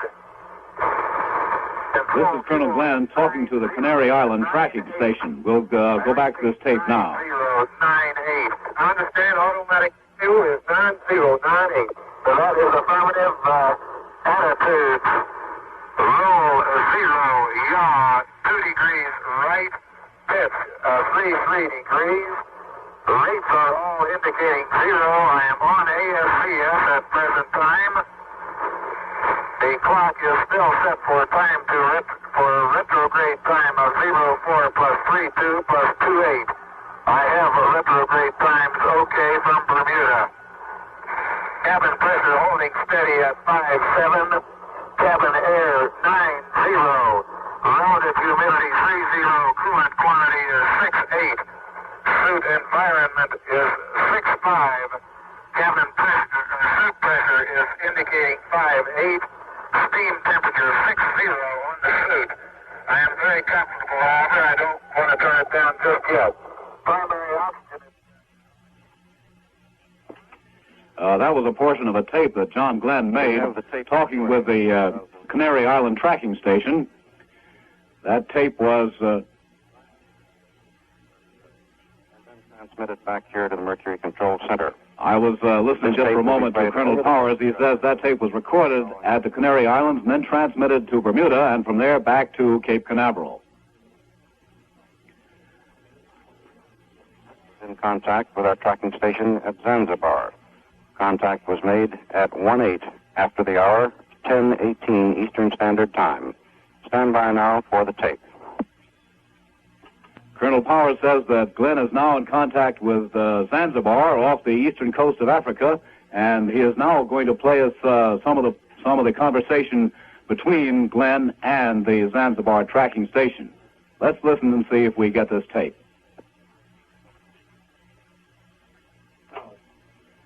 Still standing by here at CBS News in Cape Canaveral for the recording of Glenn's voice as he established contact with the tracking station in Zanzibar. Here it is. Rescue aids are on automatic. Jettison tower and SEP capsule lights are out. The pressure regulator is still in the in-position. Launch control is on. Sequence panel positions are normal except landing bag is off. Are you receiving? Over. Roger, understand. We have telemetry solid. Roger, you have telemetry solid. Control fuel is 9098. I repeat, 9098. Understand, automatic fuel is 9098. So that is affirmative. Attitude. Roll 0, yaw, 2 degrees right. Pitch 33 degrees. Rates are all indicating 0. I am on ASCS at present time. The clock is still set for time for retrograde time of 04 plus 32 plus 28. I have retrograde times okay from Bermuda. Cabin pressure holding steady at 57. Cabin air 90. Relative humidity 30. Coolant quantity is 68. Suit environment is 65. Cabin pressure, suit pressure is indicating 58. Steam temperature 60 on the suit. I am very comfortable, however. I don't want to turn it down just yet. Primary oxygen is 78, secondary 102. Main bus is 24. Number 1 is 25, 25, 25. Standby 1 is 26. Standby 2 is 25. Isolated 29 and back on main. Ammeter is indicating 23. ASCS is 112. Fans are 112. Over.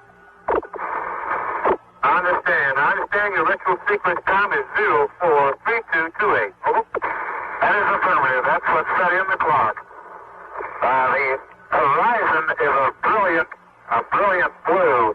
There, I have the mainland in sight at present time coming up on the scope, and have canaries in sight out through the window, and picked them up on the scope just before I saw them out the window. Over. Roger. Bishop said, Mr. Canary Capcom, repeat blood pressure check. Well, let me correct something I said a moment ago. That conversation was recorded between Glenn and the tracking station in the Canary Islands, not in Zanzibar. But by this time, he should be past Zanzibar. Zanzibar is that island located just off the east coast of the African continent, and he should be passing about 120 miles or so north of the northern tip of the island of Madagascar, which is now the Malagasy Republic, inside the French Community of Nations. And the next tracking station after Zanzibar will be the Indian Ocean ship. Now, the Indian Ocean ship will be taking part in an interesting experiment. They will launch a balloon, and they will try to have flares fired from the balloon at an altitude of 30,000 feet, hoping that Colonel Glenn will be able to see those flares and report them. The time now, T plus 37 minutes. Colonel Glenn has been on his way from Cape Canaveral for 37 minutes, and the orbital flight at the moment appears to be just about perfect, traveling at 17,545 miles an hour at an altitude varying between 100 and 160 miles above the surface of the Earth.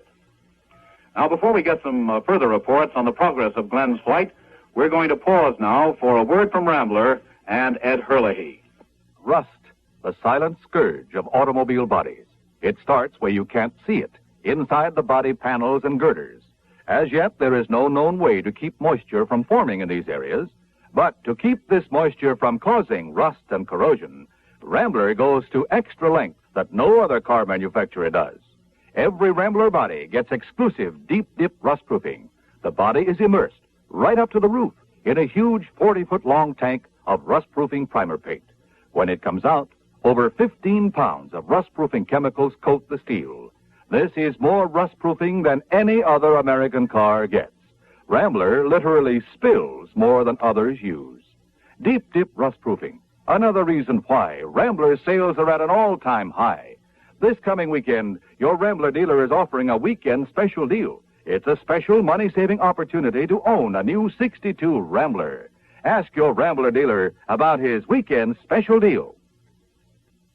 Once again, here's Dallas Townsend at Cape Canaveral. And the latest word from Colonel Powers, the Project Mercury spokesman, is that Colonel Glenn is still in excellent condition. Here is Colonel Powers. 7 flight. The spacecraft is approaching the Indian Ocean ship. All systems indicate go at this time. This is Mercury Control. Colonel Powers reported a moment ago that Glenn said that he was feeling in excellent condition, and he had reported seeing a beautiful view of the horizon. He said the horizon was a bright blue. And now he is going out over the Indian Ocean. He should be reaching the vicinity of the Indian Ocean ship within a minute and a half. And Glenn is reported eating. He has a certain amount of food on board, about 3,000 calories worth of food, in small tubes, which he puts in his mouth and eats that way.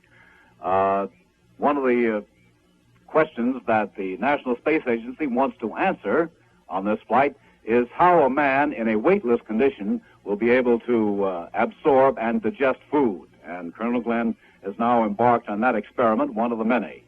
The most important question of all, of course, is how he will be able to withstand prolonged weightlessness. If he goes 3 full orbits, he will have been weightless approximately 54 times as long as any other American has ever been. Speaking of the view, which we were a moment ago, Colonel Glenn is now having a view the like of which only 2 other men in the history of the world have had before. And they, of course, were Yuri Gagarin and German Titov in their orbital flights, both Gagarin and Titov of Soviet Russia. And also, of course, Alan Shepard and Virgil Grissom in their suborbital flights. What sort of view is it? Well, the answer came to us from a lady doctor with an impressive title, Chief of the Astronomy and Astrophysics Programs of the Office of Space Flight Programs of the National Aeronautics and Space Administration. Her name is much shorter, Nancy G. Roman. Dr. Roman told us what Glenn can expect to see in orbit.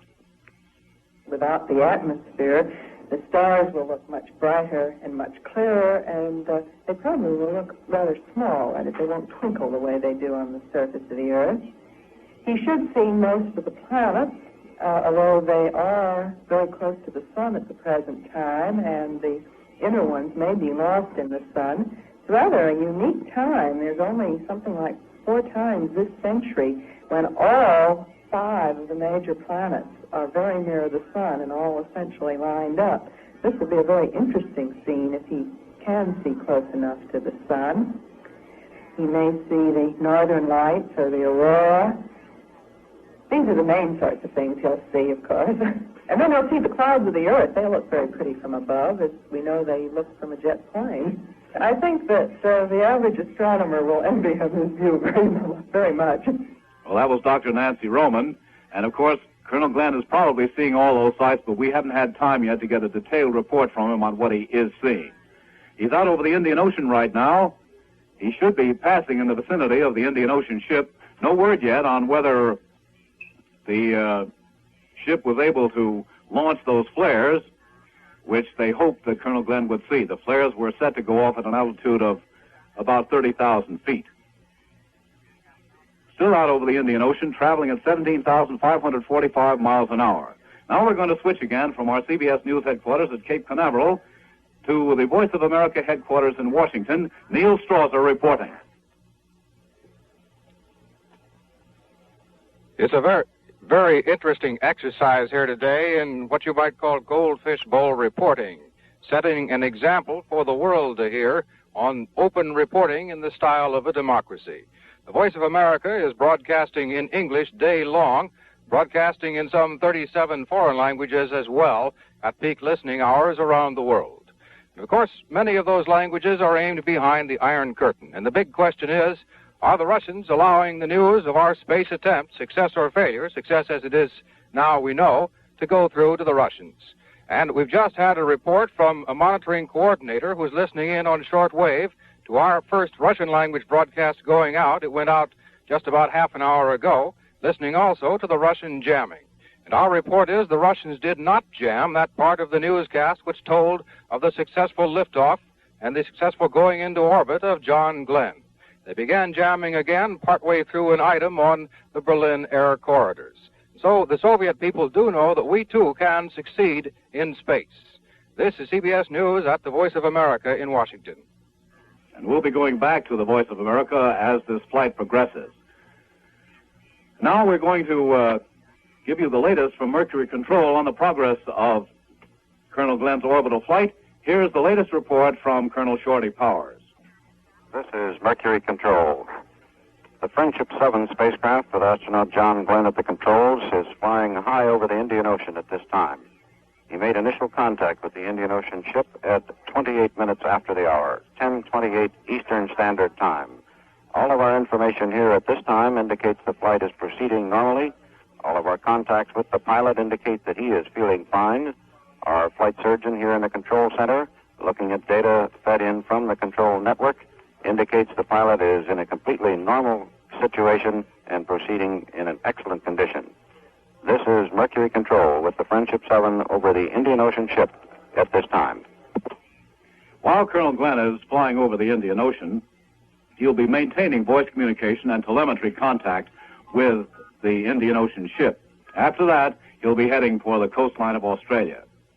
Now, we're going to pause again briefly for the benefit of our stations around the CBS Radio network. This is Dallas Townsend. We'll be back with our coverage of America's first orbital flight from Cape Canaveral in just a minute. This is the CBS Radio network. John Glenn left Cape Canaveral about 47 minutes ago.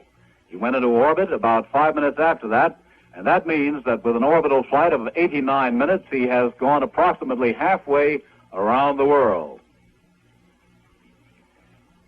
He's still over the Indian Ocean at the moment, heading for Australia, and the first tracking station to pick him up in Australia will be the site at Mouchet. This is located on the western coast, the southwestern coast of the Australian subcontinent. This will receive the acquisition of the spacecraft. The acquisition is what they call when it comes within their purview, and will track the spacecraft by radar and will feed telemeter data to the Mercury Control Center via the Goddard Space Flight Center in Greenbelt, Maryland. And it will also maintain voice communications with the spacecraft. We have no word yet on whether Colonel Glenn was actually able to see those flares that the Indian Ocean ship hoped to fire when he came within range. Perhaps Colonel Powers, the Project Mercury spokesman, will have something about that in a short while. As Colonel Powers told us, everything at the moment appears to be going beautifully. Colonel Glenn reports by voice that he's in excellent condition. He had no trouble withstanding the force of 8 Gs of gravity as he went up toward orbit. He's now in a weightless condition. He's been eating, and presumably he is still in fine shape. Almost halfway around the world, 3 points in Australia form a triangle. That triangle we were talking about, a complex that plays a part in the worldwide tracking operations. Those points are Perth, Mouchet, and Woomera. James Satterfield talked to correspondent Dick Bate about them. The equipment at this station provides radar tracking, command control, radio, and telemetry reception. When you say command control, now that station can order the capsule or the spacecraft to do certain things? That's correct. Re-enter, for example? It can order to do that, or it can change the satellite clock to change the point at which it begins to re-enter off the United States. All of the stations on the net don't have this capability. That's correct. There are 7 stations which do have this capability. How many men work this station here at Perth here? Here at Mouchet, we have about 45 people operating the station full-time, in addition to the 3 flight controllers who come out for the mission. Why do you have 2 stations fairly close together there in Australia? There's another one right next to it. Yes, this station is at Woomera in Australia. It also has radar tracking facilities, which operate at a different frequency from this. In the event that the equipment aboard the capsule, which responds to this radar, doesn't operate, then this one can operate and track. These stations in this particular part of the world are important because at this point, we're almost halfway around the world from the point where we inserted into orbit. And we get valuable tracking data with regard to the orbit characteristics by measuring the position at this point in the world. And that was James Satterfield, the man in charge of the Mercury Tracking Station Network. A few minutes ago, we heard from the Glenn family home in Arlington, Virginia. And now we're going to hear from the home of Glenn's parents in Ohio. We'll switch to New Concord, Ohio, for a tape-recorded report by Hughes Rudd, recorded just after liftoff. And we'll switch now to New Concord, Hughes Rudd reporting. There has never been that much excitement in the gymnasium of Muskingum College, John Glenn's alma mater, not even during a hot basketball playoff. Classes were dismissed 15 minutes before launch, and the stands were filled with screaming, shouting students when the John Glenn started his ride. At the home of his parents here at the edge of town, the word is that neither of them said anything when the rocket took off. The president of Muskingum was sitting with the Glenn seniors, and he says they just sat there watching the 3 television sets they have temporarily installed in their living room. Right now, they're following their son's path around the Earth on a special tracking map. This is CBS News, New Concord, Ohio. Well, it's safe to say that there's never been a day like this in the history of New Concord. Great excitement in the hometown of astronaut John Glenn. We'll be back in a moment to Man in Orbit, this history-making event brought to you by Rambler. Right now, a word from Ed Hurley. For Rambler, the success story continues. Rambler sales for January show another impressive gain over last January's figures. With record sales already established for October, November, and December, the 62 Rambler is the most successful new car in Rambler history. Early this month, the 2 millionth Rambler rolled off the line at Rambler's Kenosha, Wisconsin plant, putting Rambler ahead of all other compact car makes in total production. As a result of record-breaking sales, your Rambler dealer is prepared to offer substantial dollar savings on any new Rambler you buy. This coming weekend, your Rambler dealer will be featuring a weekend special deal on new Rambler sedans, wagons, convertibles, 6s, and V8s. Come see the successful new Rambler 102 ways new and better for 1962. Take advantage of important savings made possible by Rambler's sales success. Ask your Rambler dealer about his weekend special deal. Once again, here's Dallas Townsend at Cape Canaveral. And a fast switch to Colonel Shorty Powers. Contact with this Friendship 7 spacecraft at 40 after the hour, that is 10:40. Astronaut John Glenn is now in voice contact with astronaut Gordon Cooper, who is the capsule communicator at Mouchet. In the conversation, John has indicated, "I'm doing real well up here. All systems are go. I'm having no problems at all." He described his sight. He talked about cloud cover after he passed over the coast of Africa and crossed the Indian Ocean. He reported a high haze layer on the night side of the world. The voice communications are being recorded at this time. They will be broadcast shortly after we pass on beyond Mouchet, Australia. This is Mercury Control. Well, that was Colonel Powers giving us the latest excellent news on John Glenn. And now we're going to switch from CBS News headquarters at Cape Canaveral to the White House in Washington. George Herman reporting. President Kennedy, who's been watching the flight of the Mercury capsule, has just moved from the mansion, the dwelling quarters here at the White House, over to his offices in the West Executive Wing. The President and Mrs. Kennedy rose around 7:15 this morning and, like thousands and millions of other Americans, turned on their television set, the one in the President's bedroom. They watched there until about 10 minutes to 9, and the President had to go downstairs for his regular Tuesday morning breakfast with his legislative leaders from the Congress. He watched on a small portable television set in the family dining room with the sound turned down so that at least they could see what was going on and know when they'd have to turn the sound up again. The Space Administration opened up a telephone line into the dining room about 15 minutes before blastoff, with Pierre Salinger holding down the line. And shortly after the blastoff, the President himself took the phone so that he could hear Mr. Glenn talking to ground. They held a telephone up to the loudspeaker and enabled the President to hear some of the conversation. The President stayed in the House, watching and listening until just a few moments ago. He told Pierre Salinger that he's very pleased about this first phase, that it's gone off so successfully, and he's going to be following it from time to time on a television set rigged in his office here in the West Executive part of the White House. There are appointments stacked up here waiting for the President. He's about an hour and a half behind on some of his appointments, but like everybody else in the White House and in the country, he's been extraordinarily anxious and eager, watching tensely to see how it would all come out. This is George Herman at the White House. Well, things are moving hot and heavy right now. We're getting reports from many areas outside the White House, and of course, it seems quite obvious that the normal life of the United States has come to a virtual halt as we watch the progress of Colonel Glenn. The thing that we've seen thus far has only been experienced in the United States in the back end of aircraft. And the sickness is a good bit. We were starting to play you a recording we had made a while ago about weightlessness as we got that report from George Herman at the White House. And let's go back to it now. We're going to hear from the doctor who is on the console in Mercury Control, and he's going to talk about weightlessness. These comments now from Dr. Stanley White.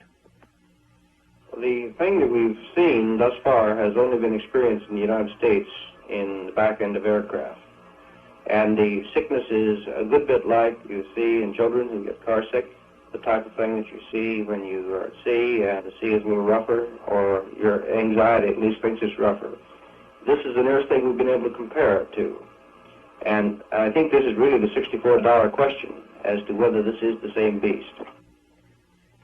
That was Dr. Stanley White talking about weightlessness, the question above all others which the Space Agency wants to answer in this flight of Colonel Glenn.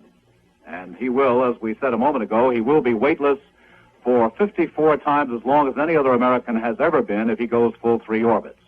And now here's the latest from Mercury Control and Colonel Shorty Powers. This is Mercury Control.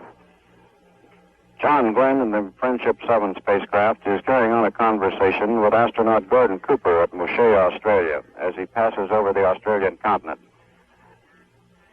He has reported that he has observed very bright lights, and from his discussion with Gordon Cooper, we have assumed that he is observing the city of Perth, Australia. His message to Gordon Cooper was, thank everybody for turning them on, meaning, of course, the lights. Our tracking station at Woomera, Australia, reports contact with the spacecraft at 43 minutes after the hour, 10:43 Eastern Standard Time. This is Mercury Control. The reason that he was able to see the lights over Perth was that it's now darkness in Australia. He has passed from daylight into darkness as he continues on his 17,500-mile fast trip around the world. After he leaves Perth, he will be in contact with the tracking station at Woomera. In fact, he ought to be in contact with Woomera right about now. Right about now. Woomera is located on the southern coast of the Australian subcontinent around the middle of Australia. And Woomera will pick up the spacecraft on radar. It will continue the voice communications and telemetering data. At the moment, everything is going beautifully, and Colonel Glenn has been off the Earth now for just about 1 hour. It was at 9:47 a.m. Eastern Standard Time that he lifted off from Pad 14. Right now, Pad 14 is very quiet. Its job has been successfully accomplished. After the astronaut leaves Woomera, he will soon be flying out over the Pacific Ocean. And the next contact will be with Canton Island, where there's the tracking station, and there will be range and voice communications between Canton and the Mercury Friendship 7 capsule. No word yet on whether he saw those flares from the Indian Ocean ship, but as Colonel Powers has reported, he did see the lights of Perth. The people of Perth, Australia, turned them on in order to make sure that Colonel Glenn knew that they were wishing him well. You might think that with all the other things he has to do and the probable tension, Glenn wouldn't have much time to think about food. But food is on board, and it's there for him to eat. Dr. William Douglas, the flight surgeon for the astronauts, explained to us what it includes. We have provided him with several tubes of food. These are like large shaving cream tubes and metal tubes. They have an assortment of pureed meats, vegetables, soup. You have to put it there because he'll be in a weightless environment, and if he attempted to lift something with a spoon, for example, well, it would just float away from him. So he has to put this tube up to his mouth and just squeeze on it, and it squirts the food right in his mouth. I have to get that. That was the flight surgeon, Dr. William Douglas, talking about the food. As we said a moment ago, one of the principal reasons for having Glenn eat while he's in orbit is not that he's going to be hungry. After all, he did have a very substantial breakfast this morning. This is a deliberate, well-planned, well-thought-out part of the whole experiment involved in the Mercury Atlas 6 mission, to find out, among other things, how an astronaut, how a man in space, while weightless, will be able to absorb and digest food. Well, it's turned into a beautiful morning here at Cape Canaveral. You could hardly ask for anything better. Warm, clear, just a trace of clouds off over the Atlantic, and the Cape has undoubtedly just passed through the most historic moment in its history. We'll be back in a moment with Man in Orbit, this event brought to you by Rambler. We'll hear now from Ed Herlihy. Of all the innovations claimed by car makers this year, possibly the most important and the one car experts hail as the biggest news comes from Rambler. It is the new E-Stick transmission, available on all Rambler Americans for 1962. With Rambler's E-Stick transmission, there is no clutch pedal. You get what many car buyers have been requesting for years, most of the convenience of full automatic transmission for about one-third the usual cost, and with stick-shift economy. The new E-Stick transmission, available only on Rambler American and no other compact. Another of the 102 ways Rambler is new and better for 1962. Another reason why Rambler sales are at an all-time high. This weekend, your Rambler dealer is able to offer you a weekend special deal. It is a special money-saving opportunity to own a new 1962 Rambler. Ask your Rambler dealer about his weekend special deal.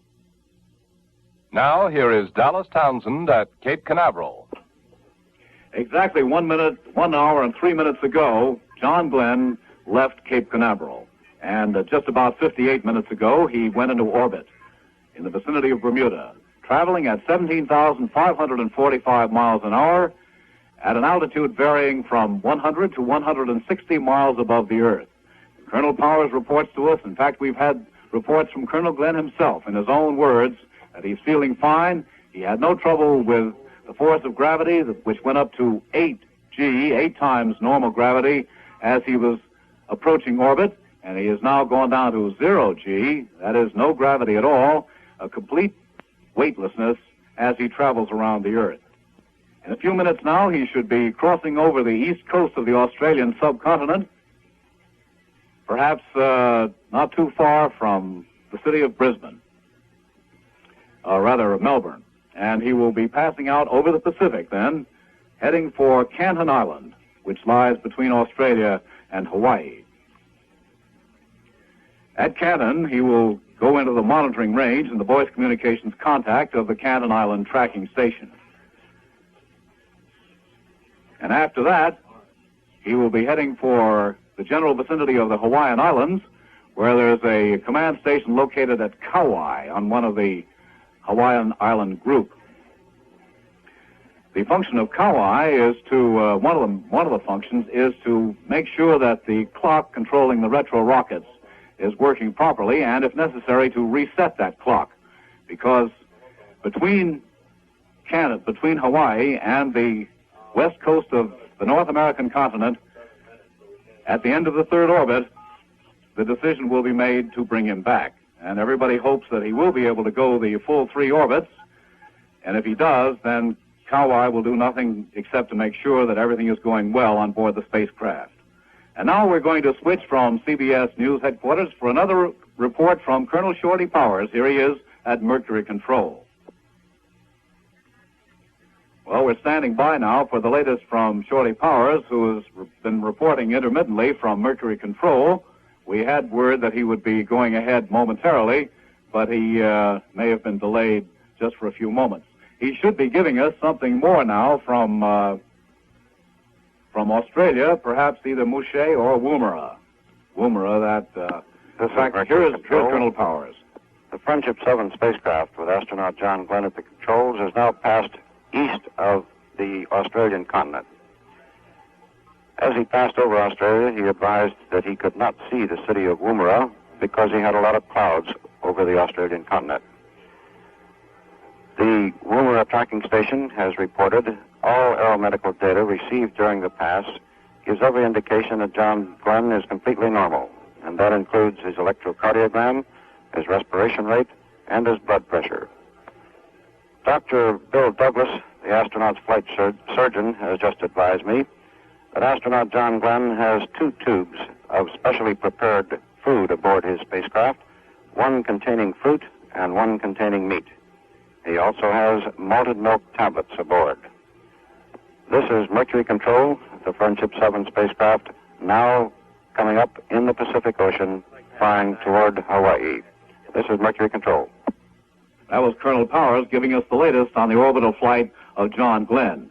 And as we were saying a moment ago, Colonel Powers has now also reported that Glenn has food on board, 2 tubes, one of fruit, one of meat, and also some malted milk tablets. This is Dallas Townsend. We'll be back with our coverage of America's first orbital flight from Cape Canaveral in just a minute. This is the CBS Radio Network. Mercury Control here at Cape Canaveral is now just beginning to play a tape of a recording that John Glenn made while he was over Australia with Capcom Cooper, and we'll join that tape right now. Here it is. Everything is going very well. Very good, John. You sound good. Roger. Control fuel is 90100. Oxygen is 75100. Amps are 22.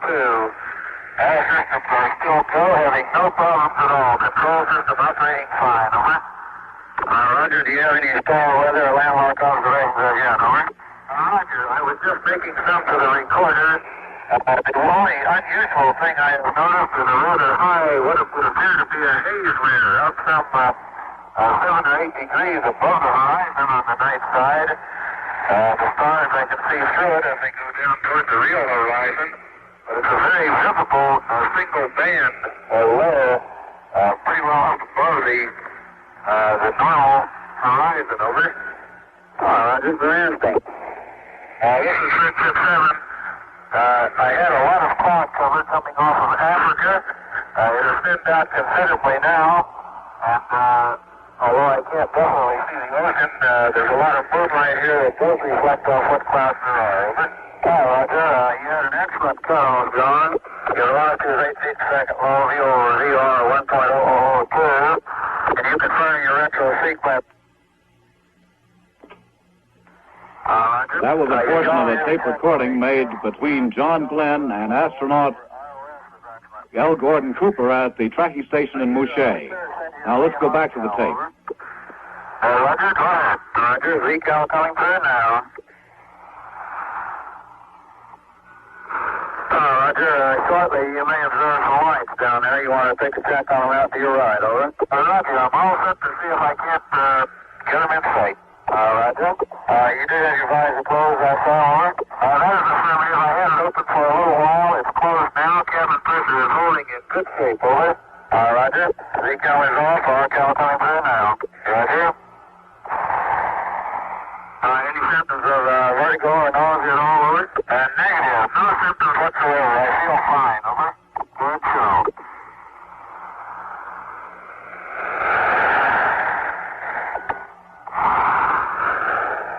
Your 150 VA inverter is 180 degrees. Looks like it's doing pretty well. Roger. Looks like it's holding up fine. All right.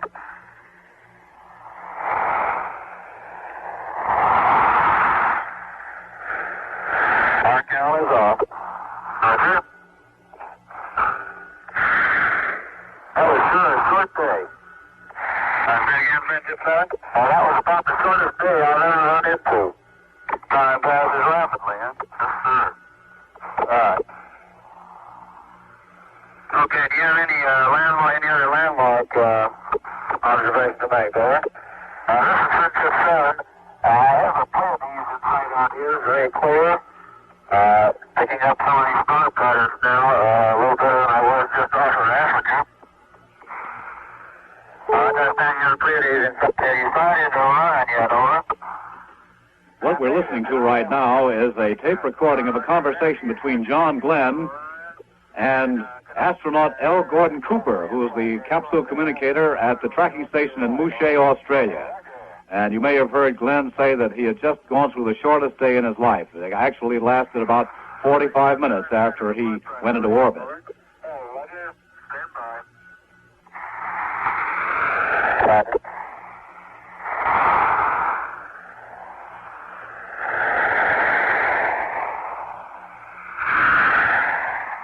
Well, that seems to be about the end of that conversation between Glenn and astronaut Cooper as Glenn traveled over Australia. As Glenn crosses the Pacific between Hawaii and the West Coast, and he's now out over the Pacific, a decision has to be made whether to continue the flight for a second orbit. He's right now over Canton Island, located halfway approximately between Australia and the Hawaiian Islands. Now, the decision as to whether to continue the flight will be made shortly, and Chris Kraft, the flight director in Mercury Control, explained the making of that decision like this. We have a set of ground rules which we use in determining the go or no-go conditions at the end of each one of these orbits. The environmental system, the fuel system, the attitude control system, the electrical system, the astronaut himself are performing within certain limits.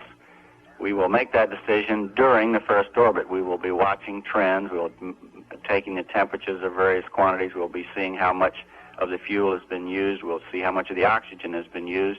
From these trends, we will be able to determine just how long it is safe to continue in orbit. We'll make that decision as he comes up on the West Coast. We'll try to make it early. We can make it within 10 or 15 seconds if we have to on the West Coast. That was Chris Kraft outlining the decision which he will very shortly be making in Mercury Control. We'll be back in a moment to Man in Orbit, this history-making event brought to you by Rambler. Right now, a word from Ed Hurley. Early this month, with the briefest of ceremonies, Rambler marked another major milestone. Early this month in Kenosha, Wisconsin, the 2 millionth Rambler rolled off the line and compact car history was made. 2 million Ramblers. That's why you see so many more Ramblers on the road, more than any other compact. Again, in January, Rambler sales were up, continuing the record-breaking pace set by the 62 Rambler since its introduction in October. Month after month, Rambler popularity is growing because Rambler has more to offer. More quality, greater comfort, easier handling, at America's lowest prices. And this weekend, your Rambler dealer is making it especially easy to own a Rambler. With sales at an all-time high, your Rambler dealer can offer a weekend special deal.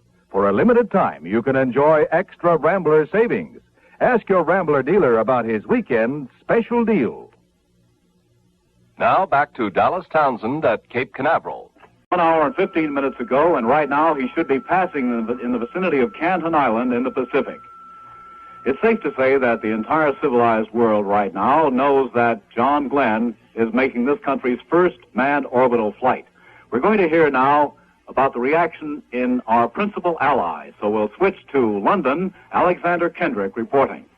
Well, just a few minutes ago, the United Kingdom's top rocket man said a fine piece of shooting. And the general British view, as expressed on the BBC by its air correspondent, was that the whole thing was made worthwhile by the announcement of orbit over Bermuda, especially since it was all done in public, unlike the Russians.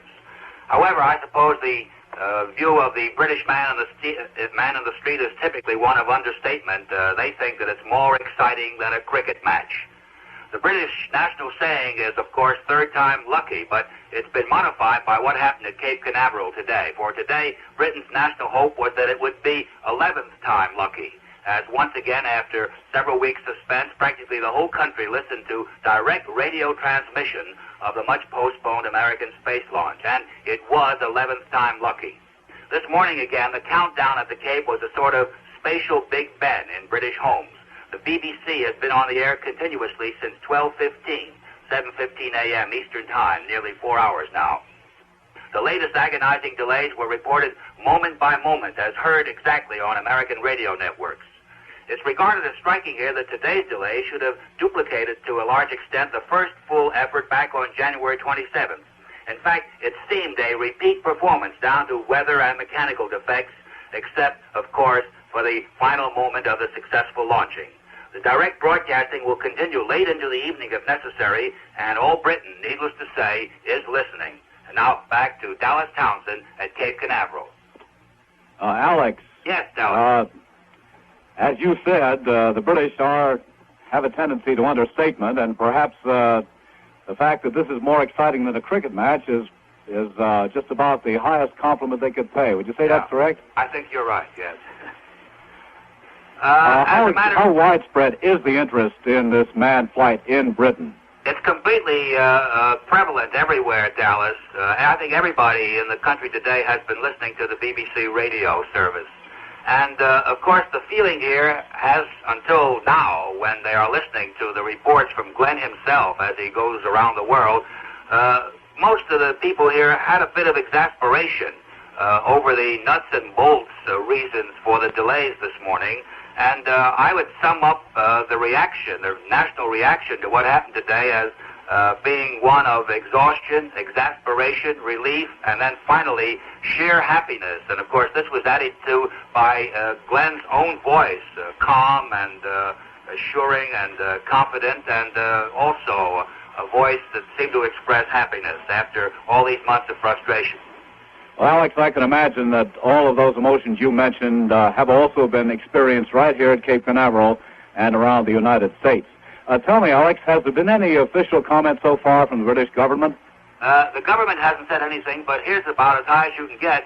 Professor Sir Bernard Lovell, who is the director at the Jodrell Bank Radio Telescope, which is the largest telescope in the world, radio telescope, said, "I am delighted to hear of the successful launching of the American space capsule. I offer my congratulations to all concerned in this great enterprise." Now, of course, Jodrell Bank, which takes part in many of America's space events by tracking various space vehicles, was not participating in today's because The rocket was launched on an elliptical orbit and was not designed to come above the British horizon. If it had come over Britain, obviously it would have also gone over communist territory, and apparently that was one thing that they didn't want. But John Bank has been listening to the radio reports directly from America, and this was Professor Lovell's reaction. You probably know, Alex, that Julian Amery, the British Secretary for Air, was here at Cape Canaveral a couple of weeks ago, and he offered Colonel Glenn the best wishes of the Royal Air Force. Well, the Royal Air Force has taken part to some extent in this exercise. They've had some squadrons out in various isolated seas standing by just in case they were needed, and the British are thrilled in that they also have taken part in this effort, even though it was an American space launch and not a British one. Is it safe to say, Alex, that the British feel that this is a triumph for the free world as well as for just the United States? Now, they feel definitely that since the United States is carrying the burden of the free... Mr. has first to make direct personal contact with the astronaut, and if something appears to be wrong with him, then Diver Dixon will fire a Ritz smoke bomb, which will summon helicopter number 3, in which is riding Army Captain Jerry Strong, one of the 2 men Mercury medical team standing by here on the Randolph. We're waiting and ready to go, and Colonel Glenn is going to get a very big welcome from the crew of the Randolph indeed. This is Bill Downs aboard the Randolph, 1,000 miles southeast of Canaveral. And it looks as if the crew of the Randolph will be able to make good on their slogan, which they coined in advance, Randu can do. And it looks as if Randu will do. Well, right now, Colonel Glenn ought to be in the jurisdiction of the control center at Kauai Island in the Hawaiian Island group, and he's been on the way now for 4 hours and 25 minutes. We'll get the very latest as we switch once again to Mercury Control and Shorty Powers. This is Mercury Control. The Mercury tracking station on Canton Island acquired the Friendship 7 spacecraft at 2:03 p.m. Eastern Standard Time. The tracking station on Hawaii contacted the Friendship 7 spacecraft at 2:10 p.m. Eastern Standard Time. As we proceeded around from Australia toward Hawaii, we detected an indication of a problem with the heat shield deployment switch. A check was made over Hawaii, which confirmed that the system was operating properly and that the signal apparently was erroneous. He is also completing now his retro-firing checklist. And this is a process by which he makes sure that all of his onboard equipment is secured, that he has checked out his attitude control system, that he is in good condition and preparing to fire those retro rockets to begin that long landing flight toward the Atlantic. This is Mercury Control. Well, that was Colonel Powers giving us the very latest good news on Colonel Glenn as Colonel Glenn travels eastward across the Pacific Ocean, heading for the west coast of North America and the moment when the retro rockets will be fired. We'll be talking more about those retro rockets in a moment. Right now, we're going to pause briefly for a word from Rambler and Ed Herlihy. For Rambler, the success story continues. Rambler sales for January show another impressive gain over last January's figures. With record sales already established for October, November, and December, the 62 Rambler is the most successful new car in Rambler history. Early this month, the 2 millionth Rambler rolled off the line at Rambler's Kenosha, Wisconsin plant, putting Rambler ahead of all other compact car makes in total production. As a result of record-breaking sales, your Rambler dealer is prepared to offer substantial dollar savings on any new Rambler you buy. This coming weekend, your Rambler dealer will be featuring a weekend special deal on new Rambler sedans, wagons, convertibles, 6s, and V8s. Come see the successful new Rambler. 102 ways new and better for 1962. Take advantage of important savings made possible by Rambler's sales success. Ask your Rambler dealer about his weekend special deal. Once again, here's Dallas Townsend at Cape Canaveral. And here at Cape Canaveral, we're waiting for the moment that Colonel Glenn, aboard his spacecraft, will report that the retro rockets have fired. The retro rockets are estimated to be fired at 2:22.19 p.m. Eastern Standard Time. That is 19 seconds past 2:22 p.m. Eastern Standard Time, about 6 minutes from now. Well, we're talking now with CBS News correspondent Charles Von Fremd, who's covered more of these launchings from Cape Canaveral than most people. And Chuck, of course, right now the critical thing is the retro rocket firing. If everything goes normally, the cluster of the 3 retro rockets on the face of that heat shield will be fired as the spacecraft approaches the west coast of North America. Now, there is a prime method of firing, that is a timer on board, but it can also be fired, I believe, by command from the ground. That's right. They can fire on command from Guaymas or Port of Row, and also the astronaut himself, John Glenn, can initiate the firing of the retro rocket. So we actually have 3 factors involved here, and I think this might be a good time to point out that one of the key words down here, we hear so much about A-OK and scrub and go and no-go and so forth, but another one of those words I think has to be redundancy. Absolutely. We have so many factors, built-in safety factors all the way through it, the entire flight, and this is just another example of it, that we have these 3 different devices by which the retros can be fired. And so the chances are very slim that they won't fire by one means or another. That's right. And also, Pilot Glenn, of course, has shown during a greater part of this flight that he can handle the attitude problem himself, so it does look very good. You know, Chuck, he said before he took off that he was hoping at some point or other to fly upside down. Have you heard any indication that he actually has done that? No, and I'm sure that he'll certainly be asked that as soon as he is taken to the place where he'll rest up for a couple of days during the debriefing period. Yes.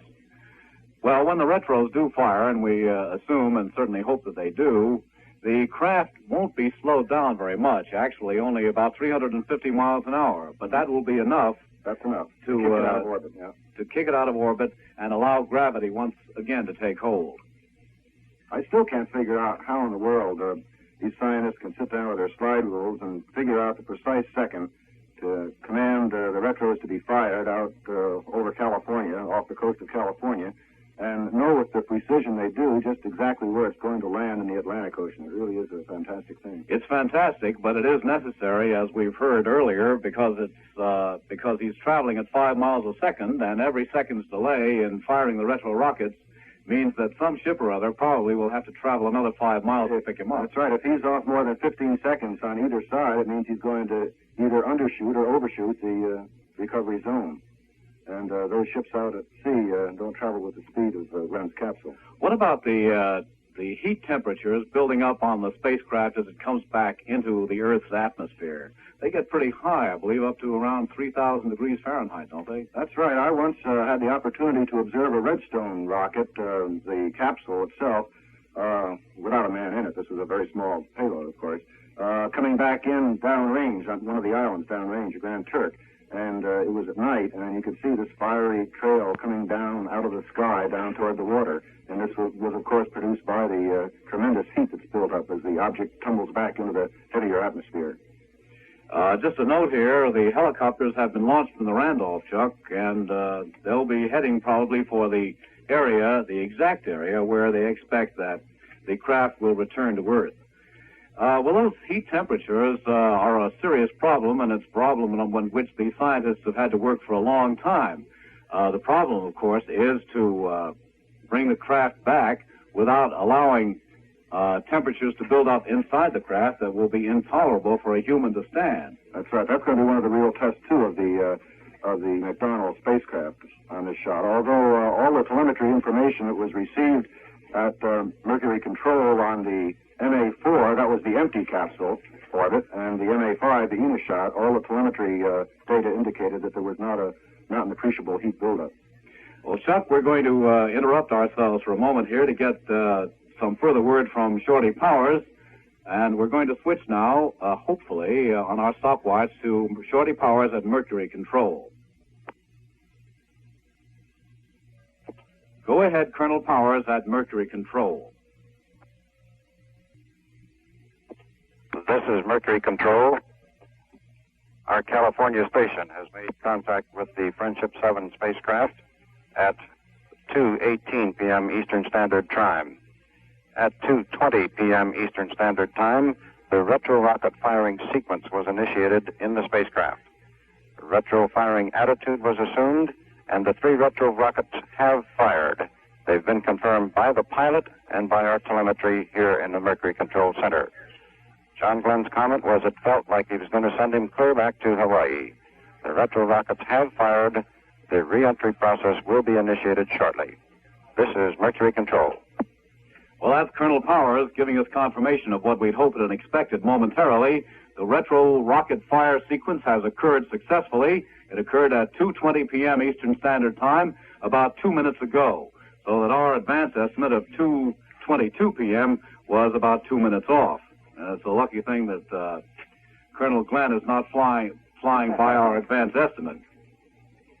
Well, now, when the time comes for the spacecraft to return to Earth, the first operation in that re-entry sequence we're talking about involves the firing of the retro-rockets on the blunt heat shield of the capsule. Now, what exactly does that accomplish? Well, we got this explanation a while ago from Colonel Powers. In order to talk about retro-rockets, you really have to begin at the beginning, and that is, what is an orbit? An Earth orbit is nothing more than achieving enough speed to overcome or at least balance the pull of the Earth's gravity. You can demonstrate this by putting a rock on the end of the string. You know that as long as you keep it swinging, the rock will stay out at the end. If you slow it down, the rock tends to fall toward your hand, or at least down. All we do with the retro-rockets is reduce the speed by some 350 miles an hour. We have 3 retro-rockets on the blunt face of the spacecraft, and they're fired primarily by the onboard timer. This is backed up with a radio command signal from the ground and backed up, of course, by the manual signal of the pilot. And all it really does is slow the spacecraft down by some 350 miles an hour. And when you do this, then you automatically let gravity come out and start pulling it down. Well, that was Colonel Powers explaining about the importance of the retro-rocket sequence. When the craft does begin to encounter denser atmosphere, that temperature we were talking about will mount up to about 3,000 degrees. That will occur at approximately 25 miles altitude. And at that point, the spacecraft will be moving at about 15,000 miles an hour. The craft will sustain temperature of that amount for about 2 minutes. And the problem will be to have it absorbed by the heat shield, which is made of a very special sort of plastic material and will burn off. Here again is Colonel Powers. He's in voice communication, of course, with the recovery operation. As soon as the main parachute is out, we hear him. Of retro-rocket firing, we have instructed John Glenn to retain his retro-rocket packet at least until he gets over Texas. This is a precautionary measure to double-check on the seemingly erroneous switch location indication we had earlier. John feels he held his attitude properly during the retro-rocket firing process and says that he can see the coast of California. He's now reporting cloud cover down toward Mexico. The spacecraft is now arcing down on its landing trajectory toward the Atlantic. This is Mercury Control. Well, that was Colonel Powers reporting that the Mercury Friendship 7 spacecraft has fired the retro-rockets, and he is now heading toward a splashdown in the Atlantic. Colonel Glenn has been underway now for 4 hours and 36 minutes. And as Colonel Powers told us, he's been in contact with the tracking station at Guaymas, Mexico. Within a minute, he ought to be in contact with the tracking station at White Sands, New Mexico, as he careens eastward across the United States. We'll be back with our coverage of America's first orbital flight from Cape Canaveral in just a minute. This is the CBS Radio Network. This is Dallas Townsend again, reporting for CBS News at Cape Canaveral. And we're waiting now as the Mercury Friendship 7 spacecraft moves eastward across the United States, losing altitude now that the retro-rockets have been successfully fired. The next big thing now, it seems to me, Dallas, is the next exciting moment is going to be the opening of the drogue chute, some 21,000 feet, I believe, is above the water. And then, of course, at 10,000 feet, the main chute. And these are the next 2 big hurdles that John Glenn must overcome before he's safely back to Earth. Yes, Chuck, I think we ought to make clear that the opening of the drogue chute doesn't mean that he's out of the woods yet. The drogue chute is simply intended to put the spacecraft in the correct position when he is descending toward the ocean. And the main chute will do the job of slowing him down. Well, Colonel Glenn has certainly been a busy man during this flight, and he'll keep on being busy while the flight is ending, and it's now in its terminal stages, and even after the flight actually ends. Glenn has many things to occupy his attention, including that vital matter of assisting in his own recovery. Shorty Powers has summarized what the astronaut has to do at this point. He's in voice communication, of course, with the recovery operation. As soon as the main parachute is out, we hear him, the recovery forces hear him. Then he has a series of checks that he has to make in the cockpit, so that if we either lose the spacecraft or people get to bumping around in it afterward, we will not gamble with the change in switch locations or control locations.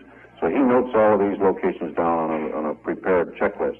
He also, of course, on the way down under the chute, removes his helmet so that if something occurs in the landing, he's prepared to get out the hatch, just as Gus Grissom did when he landed.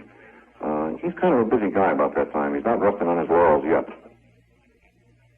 That was Colonel Powers, and we have just now received word that initial contact has been made with the spacecraft via Cape Canaveral, Florida.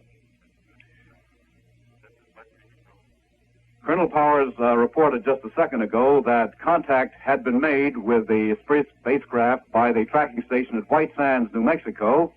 It's now moving eastward, heading toward the northwest coast of Florida. And as Colonel Powers tells us, initial contact has been made with the spacecraft by the tracking station at Cape Canaveral. Well, Chuck, you and I were talking about those two parachutes that will deploy, the drogue chute at 21,000 feet and the main chute at 10,000 feet. There is another chute on board. There's an emergency chute. Backup chute, that's right. As a matter of fact, I think, well, we were talking about redundancy a few moments ago. You can point out again here that if the chute, if either of the chutes does not deploy, that Glenn can trigger them manually from the capsule himself. Yes. So the pilot has this much backup, too. A question was raised the other day as to whether he himself was wearing a parachute, and we were informed that on this mission, the astronaut is wearing no parachute at all. It's simply a matter of depending on the main chute when it deploys at about 10,000 feet. And there will then come a sharp reduction in speed. Actually, the sharp reduction will have come before that. Between 55 miles altitude and 12 miles high, that's over a distance of about 760 miles, the velocity should go from 17,545 miles an hour to 270 miles an hour in a little over 5 minutes. And that's where Colonel Glenn will experience once again those 8 Gs. Now, here again is Colonel Powers. Florida at this time during his re-entry process. We have advised him that the weather in his landing area involves 1/10 cloud cover and 10 miles visibility. This should not present any hazard at all during the landing operation. He is now maintaining control of the spacecraft using the fly-by-wire system and the manual system as a backup. This is Mercury Control.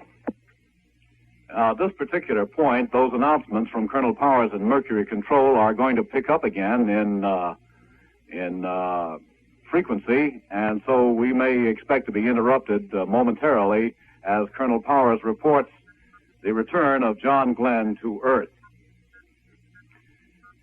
Dallas, that huge 65-foot radar and telemetry dish atop the Mercury Control building, just a short distance from here, is now actually tracking Glenn as he goes out past the Cape toward his recovery area. It's very interesting to notice that huge dish swing very slowly from west to east. Yes, Chuck, moving slowly around to keep in maximum contact with the spacecraft. And if our advance estimate is correct, he should be splashing in the Atlantic in about 2 minutes from now. The advance estimate was 2:34 p.m. Eastern Standard Time. It's now 2:32 p.m. And we're waiting for the electric moment when we hear that the main chute has deployed and is bringing him safely back to Earth. Before that, here's a correction. The estimate is now 2:40. And once again, here's Colonel Powers. Friendship 7 spacecraft is now encountering the atmosphere off the east coast of Florida. He is encountering the atmosphere. We estimate that an ionization layer involved in the reentry process is preventing us from having direct communication with him. This is Mercury Control. That was a fast announcement from Colonel Powers. He's over the east coast of Florida, and at the moment there is no contact with John Glenn. Despite the presence of that main chute, the 63-foot main landing chute, the landing speed will be pretty fast, about 35 feet a second. And at that point, when it does land, the main chute will be jettisoned automatically, and the onboard electrical equipment will be shut down, and location aids will be activated. Oh, Chuck, those location aids are another example of redundant systems. There are several means that are used to keep track of the capsule after it returns to the atmosphere and then splashes in the water. After all, while there are a lot of Navy ships out there, they can't cover every square mile of Atlantic, and there's a lot of it. Let's hear again from Colonel Powers. The Mercury spacecraft is in its re-entry process at this time. We have an indication that receiving equipment at Grand Bahama Island is receiving beacon transmissions from the spacecraft. We are not receiving any voice communication at this time. On the basis of his present flight trajectory, we estimate that he will land within about a mile of a destroyer associated with the USS Randolph at the end of the third orbit. This is Mercury Control. Around the world astronaut. And if you can hear that cheer that's broken out, well, we understand that we're getting a report now from the carrier Randolph, so we'll hear from Bill Downs. Bill Downs. The recovery area Can you stop by it, the Bob? helicopters. Following are three other helicopters, which carry NASA technicians and the official photographers. Piloting the recovery helicopter is Major Will Nelson of Wood River, Illinois, who has been a veteran and doing capsule recovery work since the NASA project started. His co-pilot is Lieutenant Frank Berta of Fox River Grove, Illinois. They are now heading around in a circle around the ship. We have not yet seen any sign of the drogue parachute, a 6-foot affair that opens up at about 40,000 feet to add stability to the flowing capsule. It is a perfect day here for this kind of an operation. The sky is unblemished. There is on the horizon just a few scattering of clouds. Otherwise, above us and in the recovery area, feeling unlimited. Wind of about 15 knots, about 16 to 18 miles an hour is blowing. We are heading into that wind at about 15 or 20 knots and sailing eastward. On either side of it are the destroyers Nora and Stripling, about 40 miles away. In event there is an under or overshoot. The basic plan calls for the destroyers to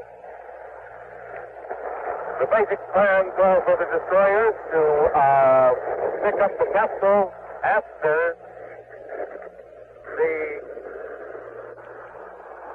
helicopters pick up the astronaut. We are now turning right. Captain Max Byrne has what the TV camera calls pan the carrier, are now panning the carrier slightly to the south and cruising in a more westerly direction. The three recovery helicopters are again circling the ship. All eyes are turning skyward. There has been no sign as yet of the Mercury space capsule. We understand that he should be re-entering the atmosphere. We should see the drogue shoot very soon now. It's a perfect day, as I said, for this type of operation. The sea is has about 2-foot waves. It's a beautiful blue Caribbean yachty holiday weather, and highly recommended for vacations, they tell me. We've been standing now. It should have gone to 21,000 feet.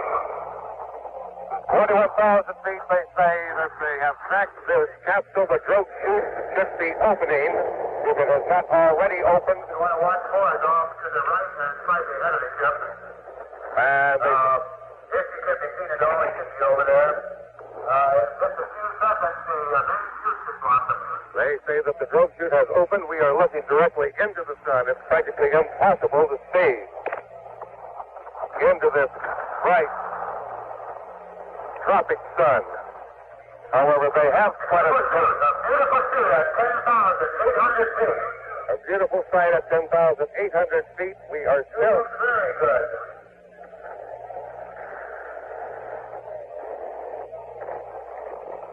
I am still having difficulty spotting it. Have you spotted it through the sun, Mel? No. I have a lieutenant spotter down here. He has not yet seen it.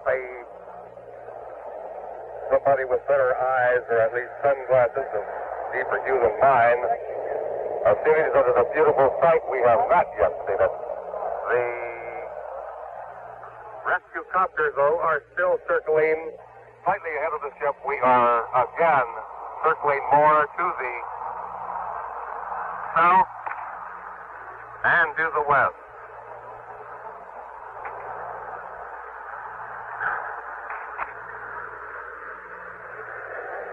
The radar tracking say the drogue chute has opened. I have yet to see anyone that's on board ship that has spotted the main chute. The rescue copters are still circulating.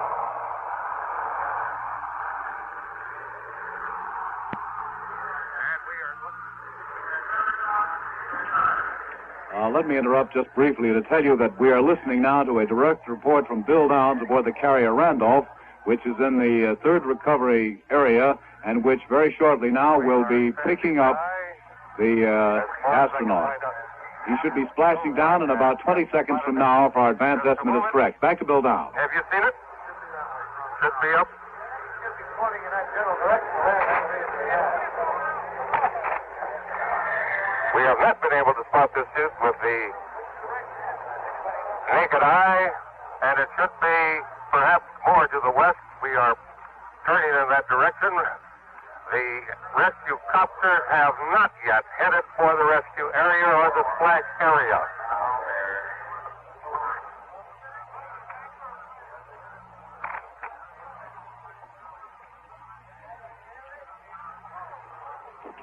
I'll interrupt Bill Downs' report again to tell you what Colonel Powers told us, that the actual recovery will be made by one of the destroyers, either the Noah or the Stribling. That is, one of those destroyers will pick up the Mercury spacecraft. The destroyer Noah to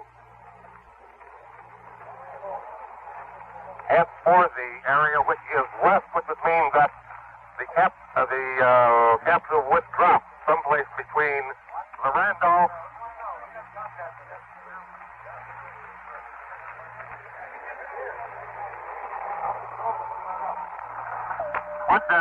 you have contact with the... Lieutenant, do you have contact with the capsule as yet? They do not have contact with the capsule. He has not been spotted. Whatever radar tracking that was. It was not a valid track, apparently. Now, the copters have been ordered to the west.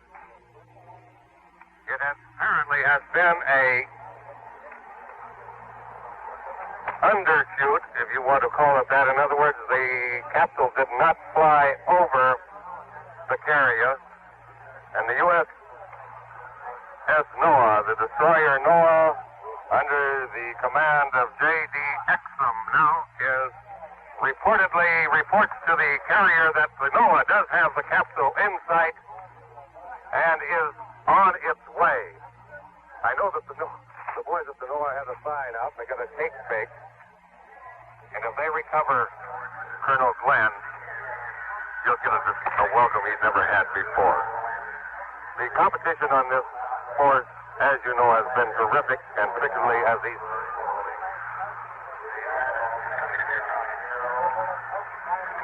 We'll break into Bill Downs' report again from the Randolph to tell you that the capsule has landed in the water and that Glenn has been told to stay in the capsule in the water until he is retrieved by helicopter. Back to Bill Downs. The destroyer Noah. And somebody aboard the destroyer said the other day, if necessary, they might throw ketchup bottles at the choppers. They have the order to make this historic rescue. The Noah would be about 20 to 30 miles straight ahead of us to the west, a little to the southwest. The ship is not in sight. It is impossible to see the capsule, and we did not see the drogue chute, nor did we see the main 63-foot capsule chute either. The reports coming into the ship are that the capsule is in sight. Is there any word, Lieutenant, of the astronaut's condition? Not yet. The Noah has the capsule in sight is the only thing we've got. The Noah has the capsule in sight.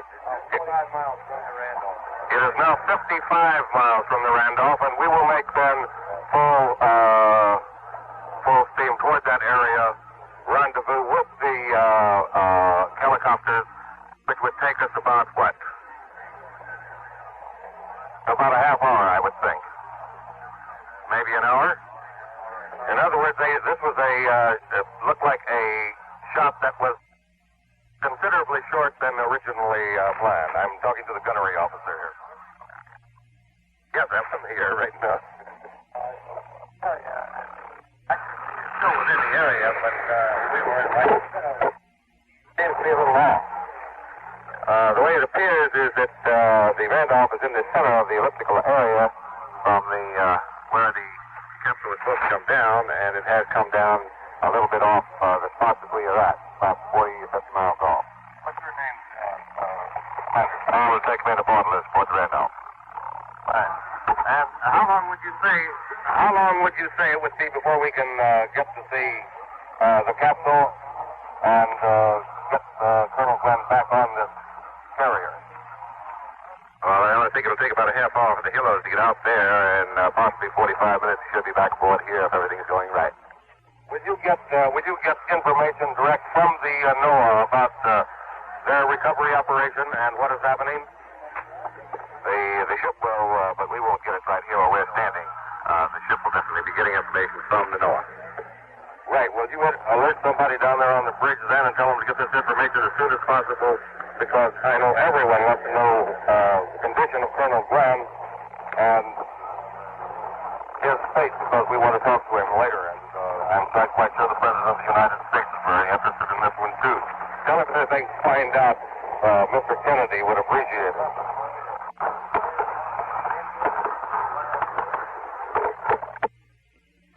I don't know whether you could find out what happened. There's been a certain amount of confusion here. The capsule landed completely out of our sight over the horizon where the Noah, the destroyer Noah, commanded by Captain J.D. Exum, is now in the process of racing the Marine helicopters to recover the capsule and get the first look and have a first talk with Colonel John Glenn after his historic 3 times around the Earth in the ionosphere. As I think you know, here's another announcement from the ship.